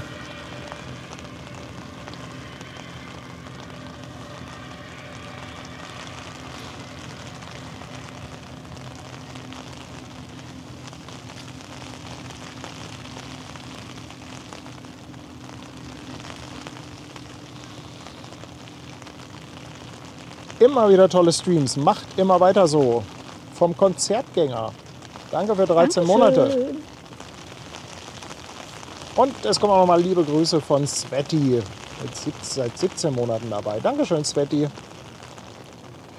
Andreas schickt 2 Euro Superchat und fragt, ob ich erklären kann, wie die Drohnengenehmigung läuft. Da gibt es gar nicht viel dran zu erklären. Das hier, wo ich fliege, dieses Gebiet, hier darfst du fliegen bis zu einer maximalen Höhe von 50 Meter. Denn hier am Boumdai-Ufer bist du weit genug weg vom Flughafen Finkenwerder und weit genug weg vom Krankenhaus in Altona. Deshalb brauchst du hier keine spezielle Guck mal. Drohnengenehmigung. Da haben wir doch einen Beifang, oder? Irgendwas kommt da. Ja, da kommt was Kleines. Unsere liebe Und- Schwester Hansen schreibt übrigens, dass sie den Fisch schon mal probiert hat in Schweden. Die war doch immer viel in Schweden. Ja. Also nicht probiert hat, aber ich glaube, sie hat die Dose aufgemacht. Das hat schon gereicht, glaube ich. Ja, und auch im Chat ist auch nochmal der Link zu einer Infoseite, was Drohnen im Hamburger Hafen angeht. Black Pro, ja, du hast auch eine Anzeige, wie hoch man fliegt. Und was ich halt gemacht habe, du kannst im Controller eine maximale Flughöhe einstellen. Die habe ich auf 50 Meter genau gestellt, denn es passiert halt schnell mal, dass man höher ist, wenn man da nicht die ganze Zeit drauf achtet. Und man kann das von vornherein einfach begrenzen. Und ich habe gesagt, ich mache da einfach einen harten Cut, so dass ich auch wirklich nicht über 50 Meter gehe.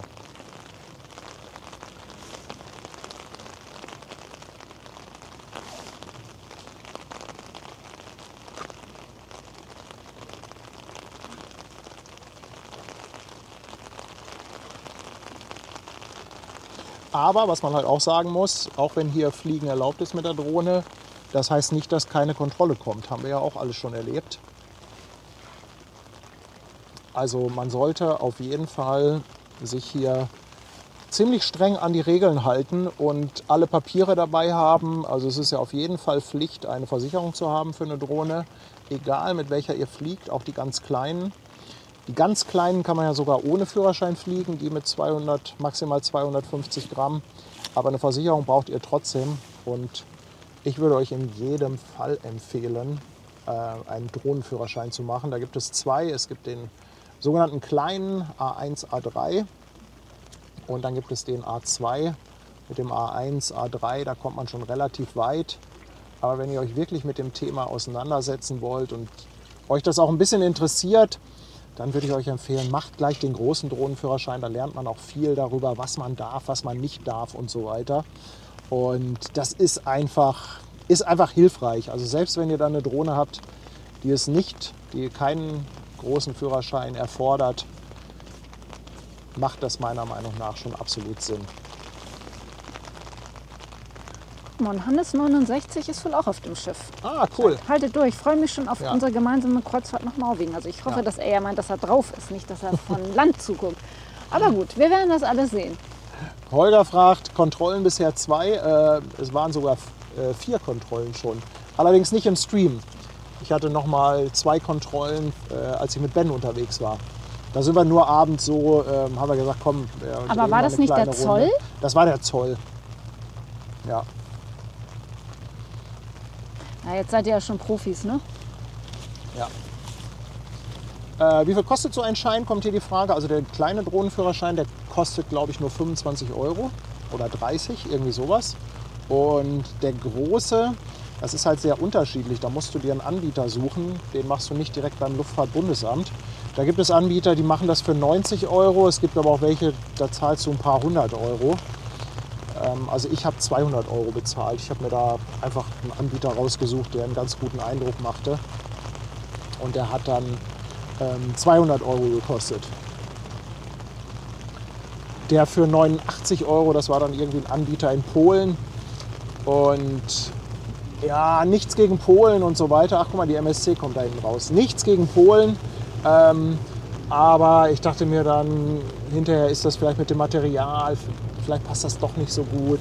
Weil der Drohnenführerschein ist ja ein europäischer. Ne? Also das heißt, auch wenn du den in Polen machst oder in Holland oder sonst wo, dann gilt der halt europaweit. Aber irgendwie dachte ich mir dann schon, nimmst du so einen Anbieter, der hier aus der Gegend kommt, fertig.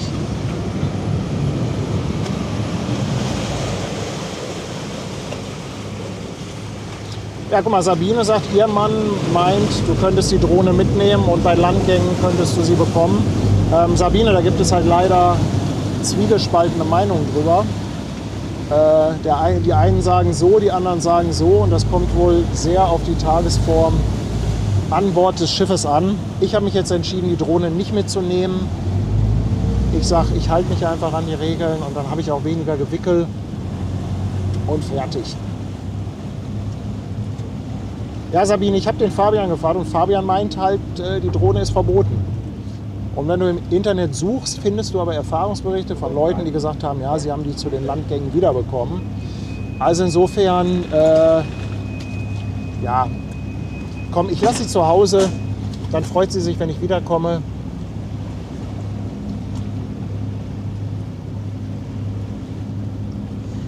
Und fertig.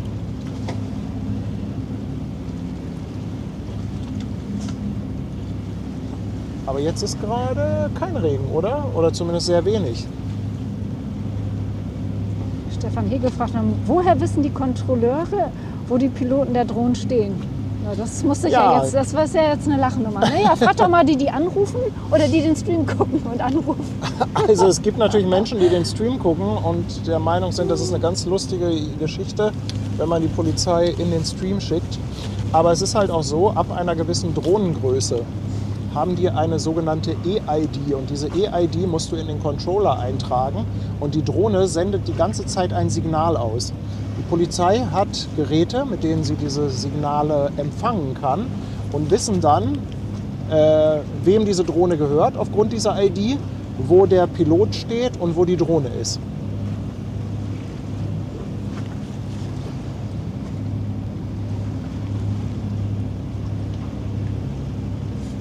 Ja, ich glaube, der Regen hat mal gerade aufgehört. Ja. Aber den Schirm mal nicht zu weit weglegen. Also ich traue dem Frieden hier nicht. Arthur hat das nicht bestätigt. Solange Arthur nicht sagt, der Regen ist weg, behalte ich meinen. Du, und wenn du noch ein bisschen Kaminholz für nächsten Winter brauchst, da fährt er gerade. Oh ja.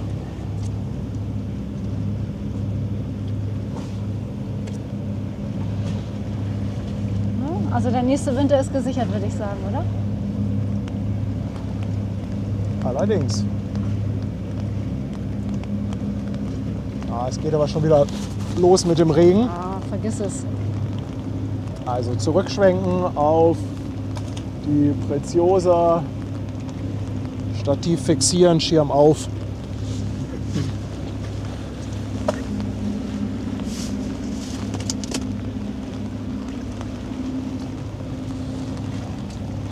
Aber es wird schon ein bisschen heller, also das kann man schon mal sagen. Guck mal, Michael schreibt, es gab ja auch früher ein Leben ohne Drohne, ganz genau. Also wir haben das ja lange genug ohne Drohne gemacht.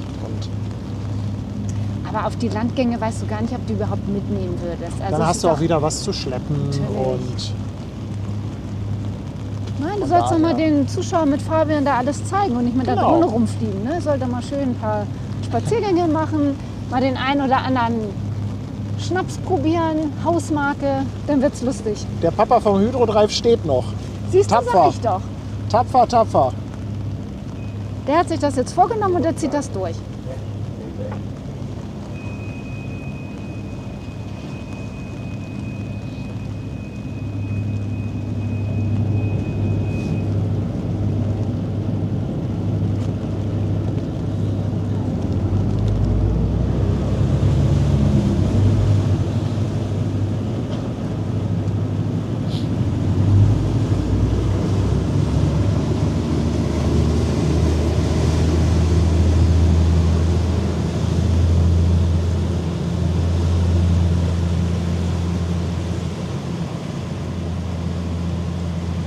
Ja, Ralf schreibt, ich habe die 360-Grad-Kamera mit dem Stick am Rucksack. Die 360-Grad-Kamera hat leider eine Macke.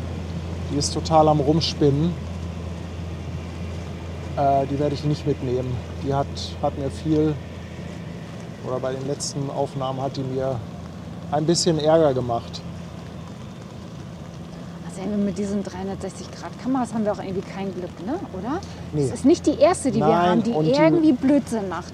Habe ich immer so das Gefühl. Also diese 360-Grad-Kameras, die sind witzig, aber es ist auch nie richtig geile Qualität. Das ist, also es war nie so, dass ich gesagt habe, boah, das ist so richtig toll. Also so mega Freude hatte ich da irgendwie nie dran. Almut ist seit 10 Monaten dabei. Dankeschön. Danke. Ja, ich habe auch nur noch die eine Kamera jetzt hier. Ach guck mal, da hinten am Horizont wird es aber schön hell. Also es kann sein, dass die Preziosa gleich, wenn sie an uns vorbeigefahren ist, noch schönes Licht bekommt.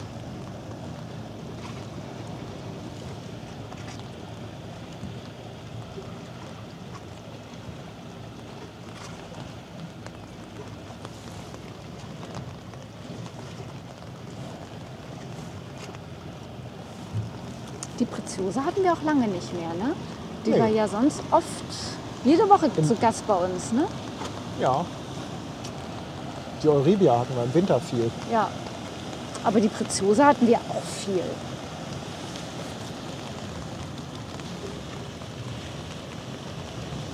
...333 Meter ist sie lang, Baujahr 2013, 37 Meter breit, fährt unter der Flagge von Panama. Möchte jetzt oder fährt jetzt nach Invergordon.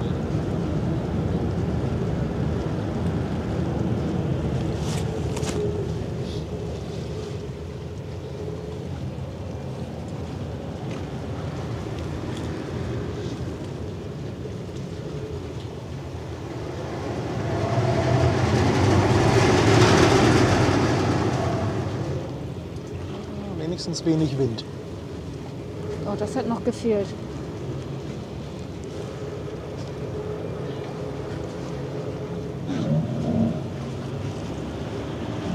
Man kann sich das irgendwie gar nicht vorstellen. Wir stehen jetzt hier wirklich im Regen und am Mittwoch kannst du ein Bikini rausholen, ne? Ja, Ich meine, Wahnsinn, das, ne? Das ist echt krass. Also ich denke, auf die AIDA werde ich auf jeden Fall, oder ich werde viele Streams mit dem Mobiltelefon machen, weil das einfach super flexibel ist. Damit kann ich durch die Gegend rennen, damit kann ich oben an Deck, ich kann mit dem Fabian da ein bisschen rumrennen. Das werde ich auf jeden Fall machen. Ich werde aber auch eine große Kamera mitnehmen, also nicht zwei, eine mit einem mittleren Objektiv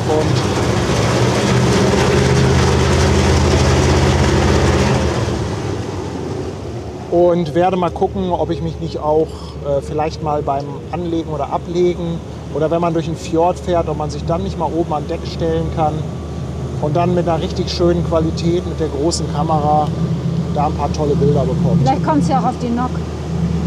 Auf die Nokia. Das wäre geil.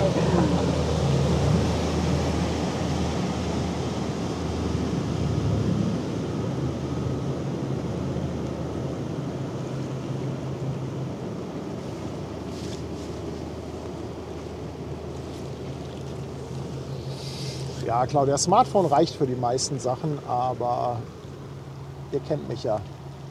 Sag mal, geht da hinten jemand in die Elbe? Also da steht da, siehst du das? Was? Guck mal, wenn du hier lang guckst, siehst du, dass da hinten einer... Aber der geht nicht baden, Nee, ne? der geht nicht baden, der geht da am Strand entlang. Naja, Verrückte gibt's überall, weißt du doch. Ob du nur das Wasser von oben und dann noch von unten hast, ist auch egal. Es gibt ja auch dieses Eisbaden im Winter immer. Das ist aber übrigens auch ganz cool, weil die machen das Eisbaden auch für einen guten Zweck und da gibt es Unternehmen, die das unterstützen und für jeden, der dann mit im Eis baden geht, spenden diese Unternehmen dann einen bestimmten Betrag. Nein, nein, Kann man nein. nicht auch trotzdem was spenden, aber nicht da reingehen? Ich nicht, vergesst es, ihr braucht gar nicht den Vorschlag machen.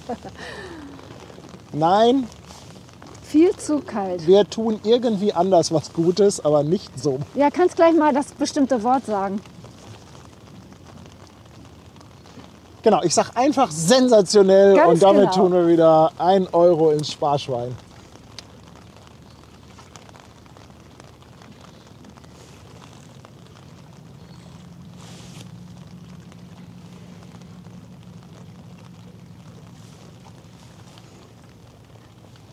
Mike schreibt, wir stehen im Heck oder am Heck auf dem Balkondeck 12. Und wo steht der Papa noch 4 mal? Personen, einer mit roter Jacke. Ja, schauen wir mal. Schauen wir mal, ob wir euch erwischen. Also im Moment ist der Regen überschaubar. Ich kann nur die Kamera nicht ganz so gut bedienen mit einer Hand, aber irgendwie kriegen wir das Weißt du gleich noch, wo der schon Papa hin. steht? Ja, irgendwo am MSC-Logo, Schornstein.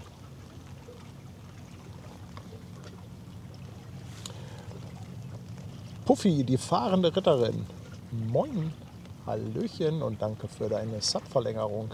Nein, Honda, Eisbaden ist nicht cool. Aber Honda, Mario, mein Lieber, wie wär's denn, wenn du mal im Winter nach Hamburg kommst und dann machen wir einfach so ein Community-Charity-Eisbaden und ich streame das. Ja. Ihr geht alle rein, wir sammeln richtig schön Geld für einen guten Zweck und ich stream das. Jetzt hast du aber wieder was losgetreten.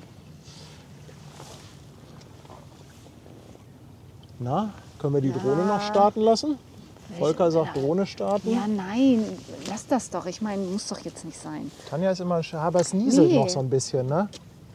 Es nieselt noch etwas. Springst du auch nicht in die Elbe, wenn ich jetzt Ja. sage, spring mal rein oder der Chat. Nee, komm, lass das doch. Ja, ich kenne dich ja. Er will es jetzt auch ausprobieren. Martin ist auch da, die betteln sich jetzt hier schon beide, dass die Drohne starten soll. Er kann es nicht lassen. Ja, aber das Wetter ist sehr wackelig gerade. Nein, jetzt mal keine Drohne. Du hast schon so oft so Unfug gemacht und ich habe immer gesagt, lass es. Nein, er konnte es nicht lassen. Ich spreche aus Erfahrung, ich sag's ja nur. Guck mal, Stefan fragt, ob Krawatte Kelch immer einen Schlips um hat und etwas älter ist. Ganz im Gegenteil. Nein. Das ist ein junger Bengel, der ist Ganz Mitte jung, 20. Ja. Kai fragt nach der Sale in Bremerhaven. Da ist nichts geplant. Also aktuell schiele ich so ein bisschen auf die Kieler Woche und überlege, ob ich da Windjammer-Parade streamen kann.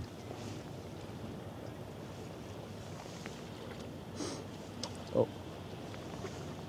So nah wollte ich nicht.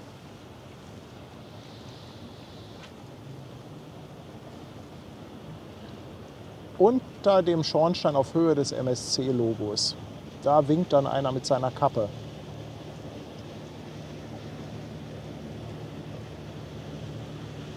Also ich finde, das ist eine ganz tolle Charity-Aktion, wenn wir die Community zum Eisbaden herbekommen. Und ich das streame. Oder? Ja. Einer muss ja auch Schiedsrichter sein, weil man muss ja, damit das auch wirklich als Eisbaden gilt, muss man bis zum Hals einmal drin sein.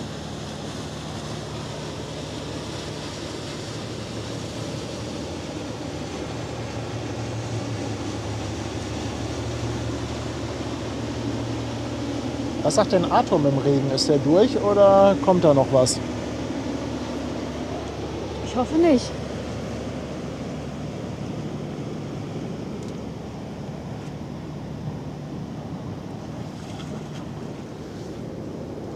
Schwester Hansen möchte Schiri sein.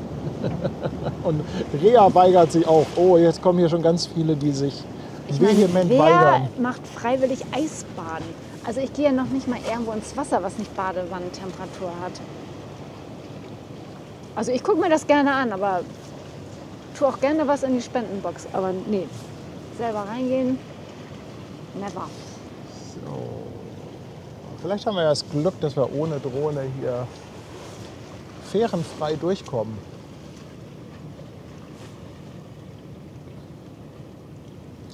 Arthur sagt, ist durch der Regen. Ja, aber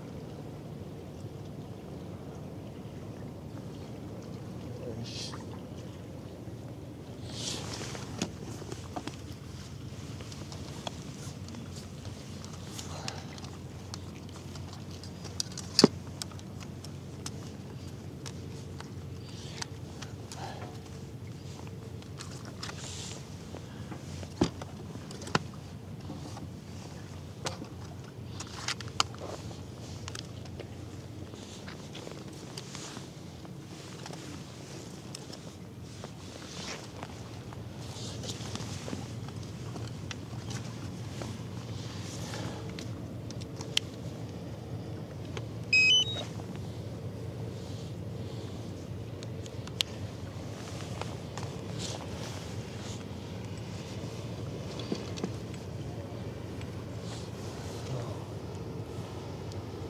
Jetzt müssen wir aber erstmal gerade den Winkepapa Genau. erwischen. Da winkt schon einer. Wo denn? Wo der NSC-Stern ist. Ja, schräg da ist, noch der darunter. da ist noch der Dalben vor. Ist das der Papa? Schreib mal rein. Oh, warte mal.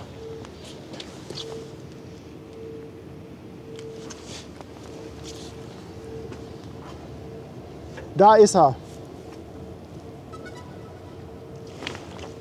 Da ist der Papa. Kannst du mal einmal ganz kurz hier mitschwenken, so ein bisschen? Warte mal, aber ich sehe nichts. Nee, der- nee, ich übernehme. bitte? Ich übernehme. Ich habe schon wieder. Doch, jetzt sehe ich auch was. Und wo war noch jemand? Und am Heck war noch jemand.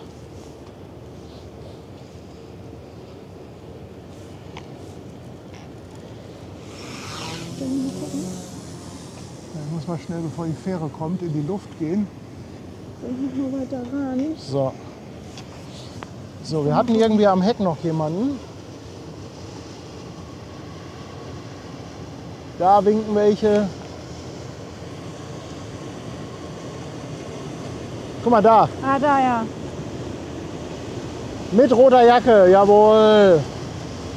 So, und jetzt kommt die Fähre.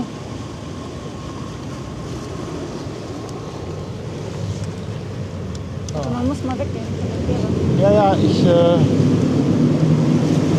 Moment. Ah, da haben wir.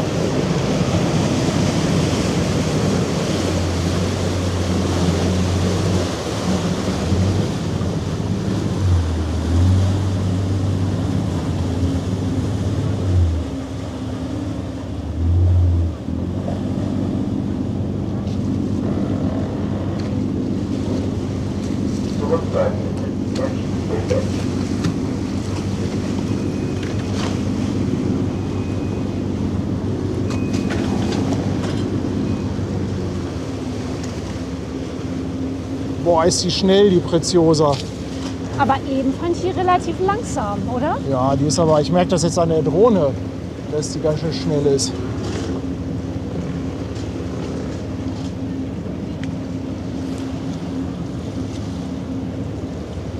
So, müssen wir etwas mogeln mit dem Zoom.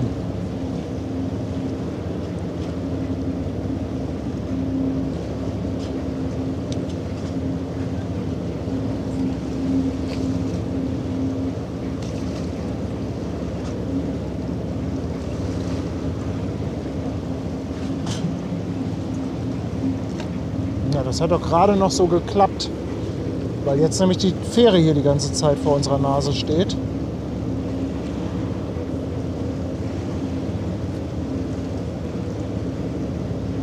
Die ist richtig schnell.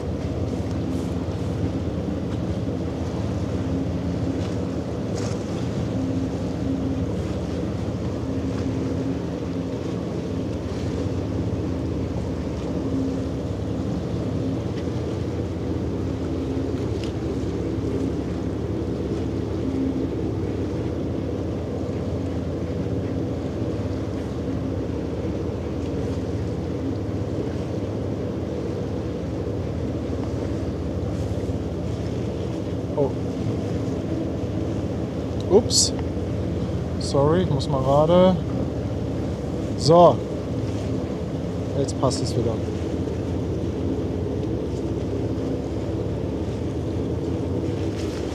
Ja, die Fähre macht doch gar keine Anstalten abzulegen. Nö.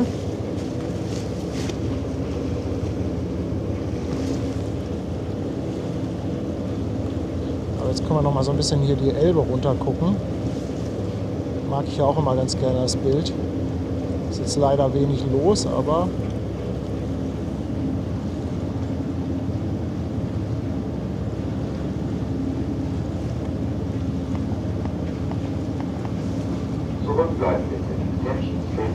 och, 5 Minuten sie später. möchte doch noch los.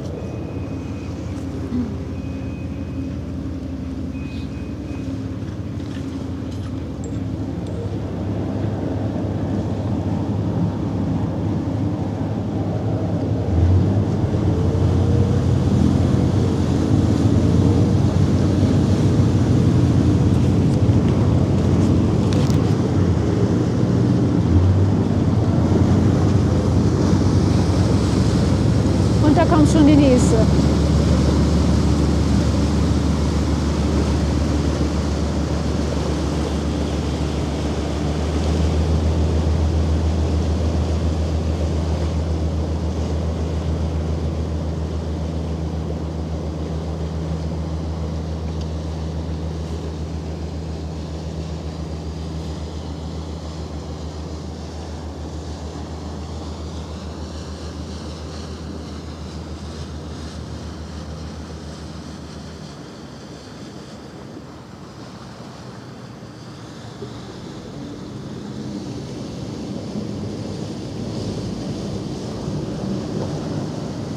Hält die überhaupt? Ja. Ich glaube schon, dass sie hält.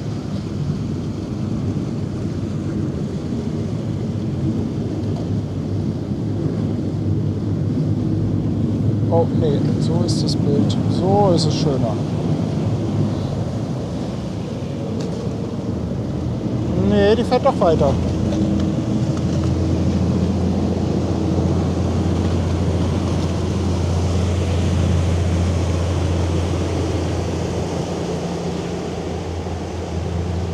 Mensch, jetzt kommt ja richtig nochmal die Sonne raus. Ja. Was ist denn hier los?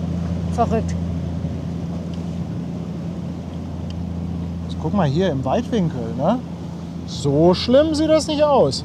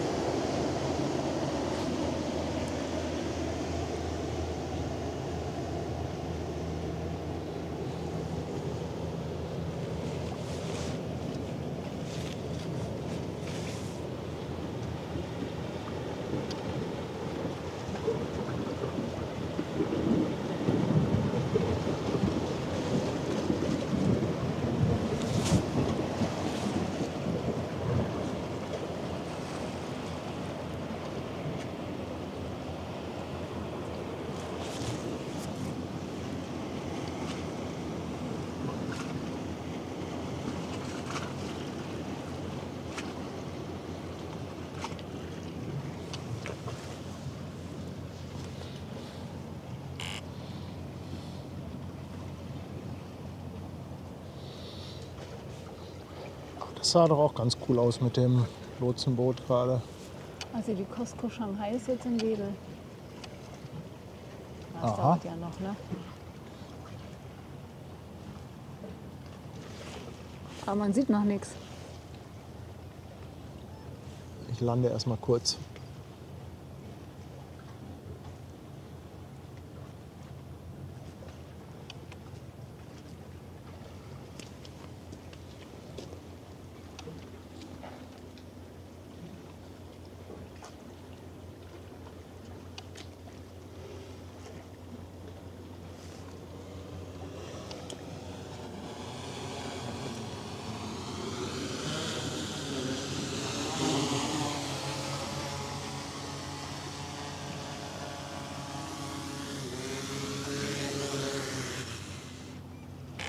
Guck, hat das doch auch geklappt.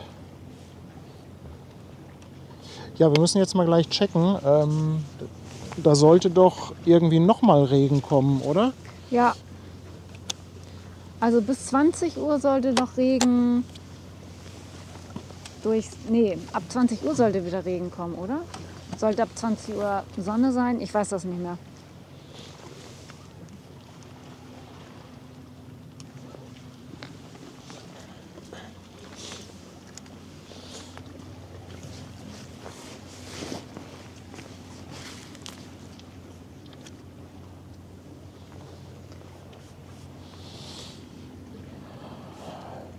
Der Nordlicht-Check nochmal.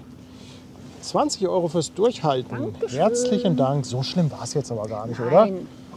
Also wir haben ja Also- schon ganz andere Sachen gemacht. Also ich sag mal, den Regen, ja, ist nervig, aber so Schnee und Eis finde ich fast schlimmer. Ja, das stimmt, das stimmt. Nee, das war jetzt okay. Das war okay.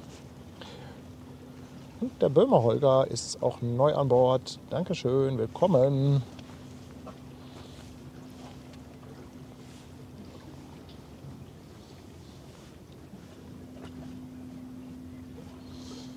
Also bis 21 Uhr soll Regenpause sein.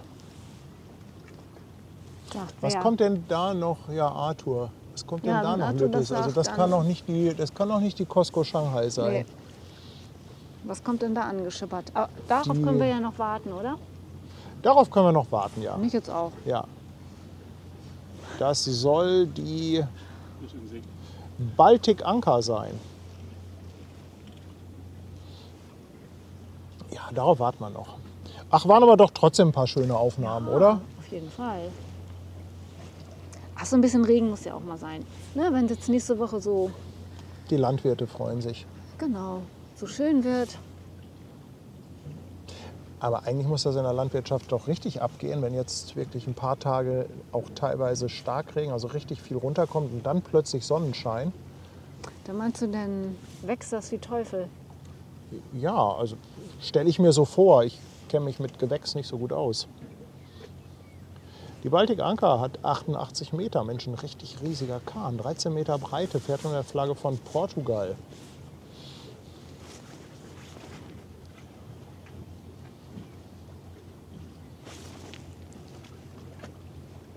Ist denn, bevor du losfährst, noch irgendwas geplant eigentlich? Nichts Streammäßig. Konkretes, das Lotsenboot ist größer als die Baltic Anker. Dann sei mal nicht so fies. Nee, also ich habe jetzt nichts Konkretes geplant. Morgen sieht es ja auch nicht ganz so Nee. gut aus, wettertechnisch. Und ja, Mittwoch müssen wir dann mal schauen. Ne? Würde dann schon gerne noch mal einen kleinen Stream machen. Hatte schon überlegt, ob ich nicht Donnerstagmorgen das Einlaufen von der Prima mache.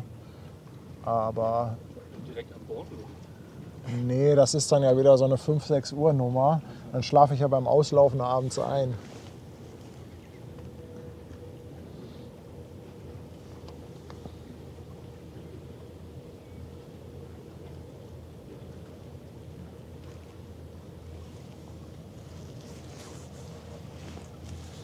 Bianca, für Donnerstag soll super Wetter sein. Also Donnerstag soll richtig, also Hamburg ist glaube ich 27 Grad vorher gesagt und einige Teile in Deutschland, da soll es ja bis auf 35 Grad hochgehen. Oha. Naja, wenn es in Hamburg schon 37 Grad ist. 27. Habe ich 37 gesagt? Nee, 27, korrigiere mich da mal, weil ansonsten bleibe ich auch zu Hause.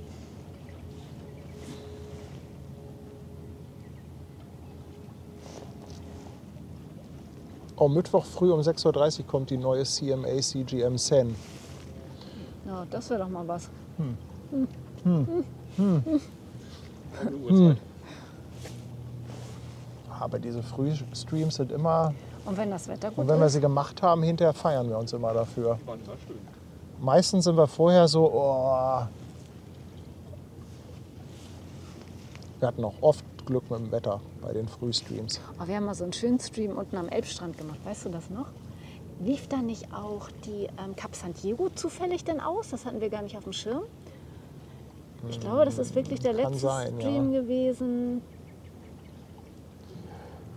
Es muss Hier ist die letzt- Frage, wieso drückt der Schlepper von der Seite? Das war das Lotsenboot, was da kam. Das war kein Schlepper. Bei der Größe kann man das verwechseln.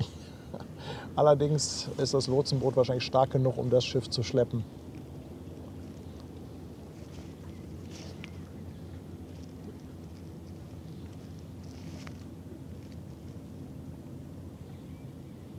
Guck mal, wenn das Lotsenboot da hinterher fährt, dann ist das so lang, dass Bug und Heck jeweils rechts und links rausschauen.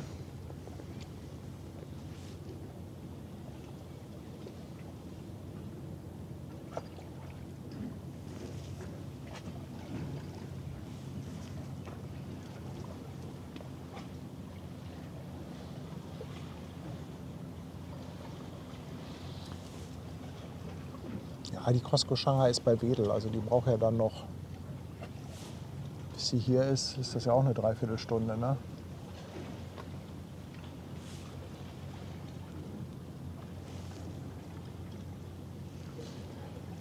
Eine interessante Frage. Wonach richtet sich denn unter welche Flagge ein Schiff fährt? Ja, der Eigner kann sich entscheiden, unter welcher Flagge er sein Schiff fahren lässt, also wo er sich registrieren lässt. Das ist letztendlich einfach eine Entscheidung der Reederei.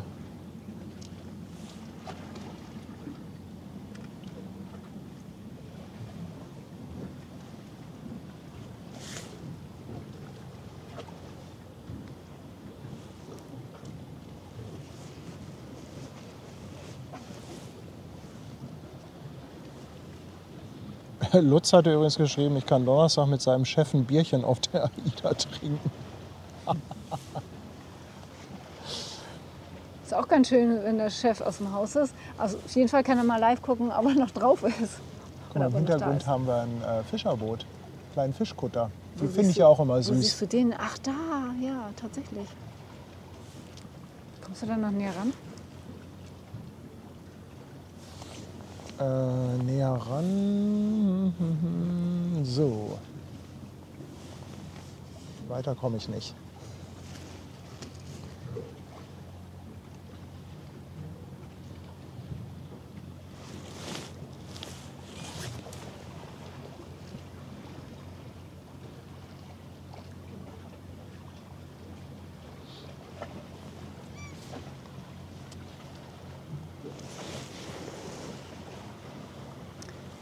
Da wäre auch die Frage, wer denn den Stream macht beim Auslaufen. Den mache ich selber. Allerdings Tanja von oder Bord. Ben? Ja, wir hatten ja so einige Sachen auch überlegt, aber die meisten Leute müssen halt Donnerstag arbeiten um die Uhrzeit. Ne? Das ist sehr schade, aber da hat Fabian irgendwie fehlgeplant. Nein, kannst dich. Genau. Aber Ja, dafür komme ich an einem Wochenende wieder. Da könnt ihr dann alle morgens um 5 beim Einlaufen dabei sein. Ja, nee, ist klar. Ich erwarte ein Empfangskomitee am Dockland. Mit Fanfare und Also eine kenne ich, die da steht. Eine, ja, ich auch. Mit Sicherheit. Naja, schauen wir mal. Da könnte man dann danach schön auf den Fischmarkt. Komme ich Sonntag an oder Samstag?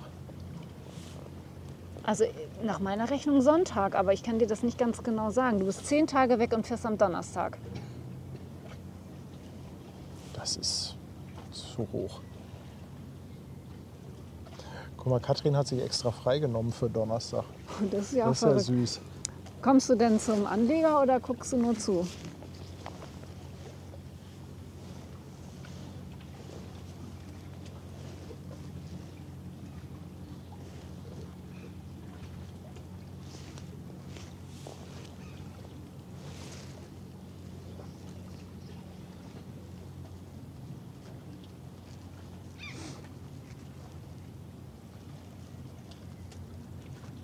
Schwester Hansen ist beim Fischmarkt dabei.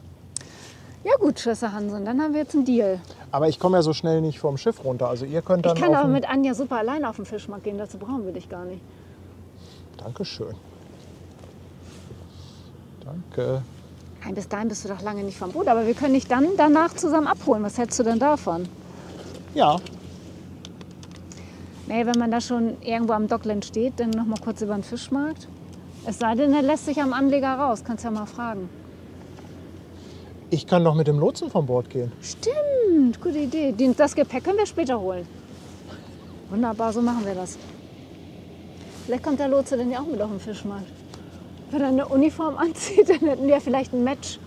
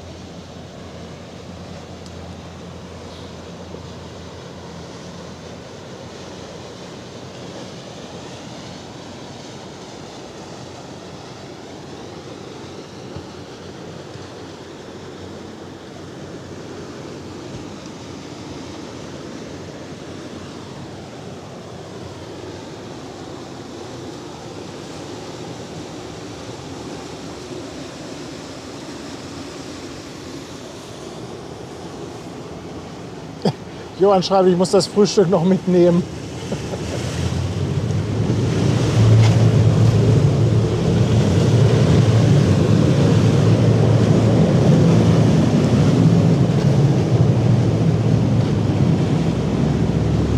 Ah, fährt doch weiter.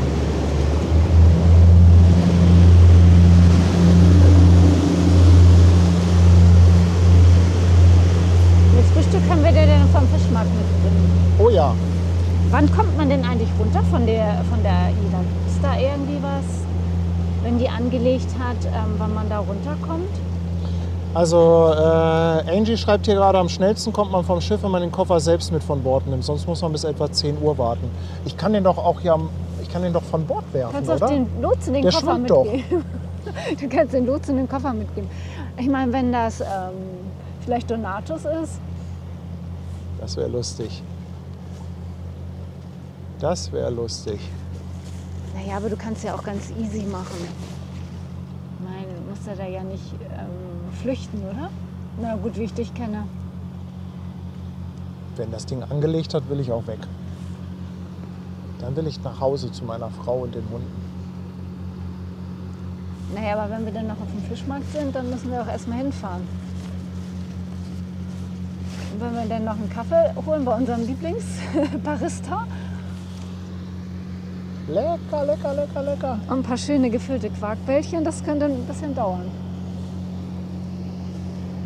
Irgendwie muss ich euch mal in die Lage versetzen, dass ihr auch streamen könnt.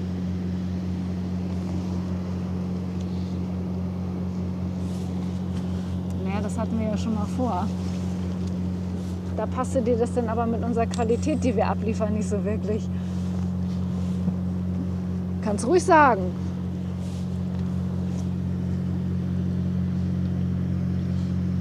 Ich kann ja nicht jeden auf dem Kanal streamen lassen.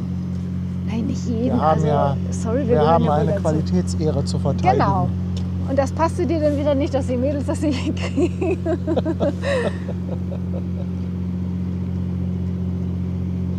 Ja, wenn das dann nachher mistige Qualität ist und ruckelt und stottert, das geht Du nicht. kannst ja auch Claudia fragen, ob sie dich mit der Barkasse abholt. Beim Anleger. Ja, das wäre auch eine gute Idee.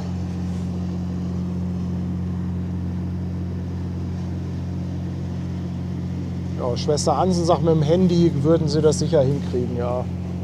Ja, würden wir auch. Und Es ist ja gleich nicht will- nur das Handy, es ist ja auch der Server und alles, was mit bedient werden muss. Und gleich will jemand aussteigen.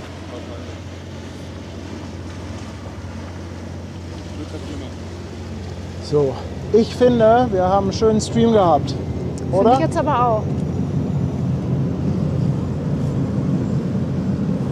Komm, wir zeigen uns hier nochmal. Guckt euch mal dieses tolle Regenoutfit von Tanja an. Warte, ich drehe mal die Kamera zur Seite. So, Ja, toll, oder? Warte mal, ich muss mal die Kamera einstellen. So, ja, hier. Macht doch was her, oder? das macht was her, in der Tat. Naja, aber ich will ja nicht so nass werden, ne? Ja. Macht zwar ein bisschen unförmig, aber guck mal, damit verdecke ich dich jetzt komplett. Guck mal. Die Fähre ist sehr unentschlossen gerade beim Anlegen.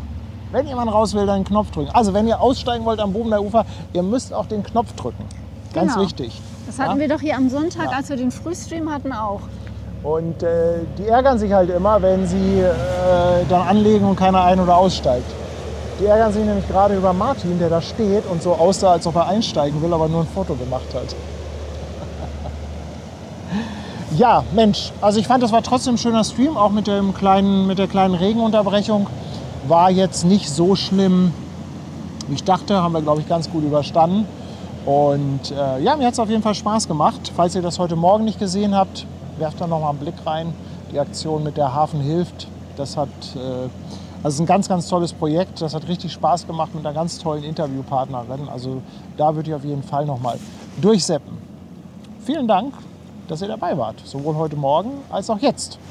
Vielen Dank, dass ihr auch im Chat wieder fleißig und aktiv wart. Und natürlich auch ein ganz, ganz dickes Dankeschön für die ganze Kanalunterstützung, sowohl auf YouTube als auch auf Twitch. Fettes Dankeschön. Donnerstag der Stream steht. Der wird, ich denke mal 16:30, 16:45 oder so Kommt ja doch, starten. glaube ich, auch drauf an, wann ihr auslauft. Ne? Ich meine, wenn es da irgendwie Verzögerung gibt, Ja. dann wird das auch später starten. Ne? Ich habe den schon erstellt, den Stream, da könnt ihr schon drauf gehen, den könnt ihr euch auch schon eine Benachrichtigung einrichten. Und kann sein, dass sich die Uhrzeit nochmal verändert. Ja, und ansonsten natürlich noch ein dickes Dankeschön an unsere Mods, oder? Die Aber Hafenwichtel. auf jeden Fall. Die Wichtel waren wieder richtig zugange. Dankeschön. Und dann würde ich sagen, Over and out, ne? Hamburg Hafen Live, over and out. Tschüss, ihr Lieben.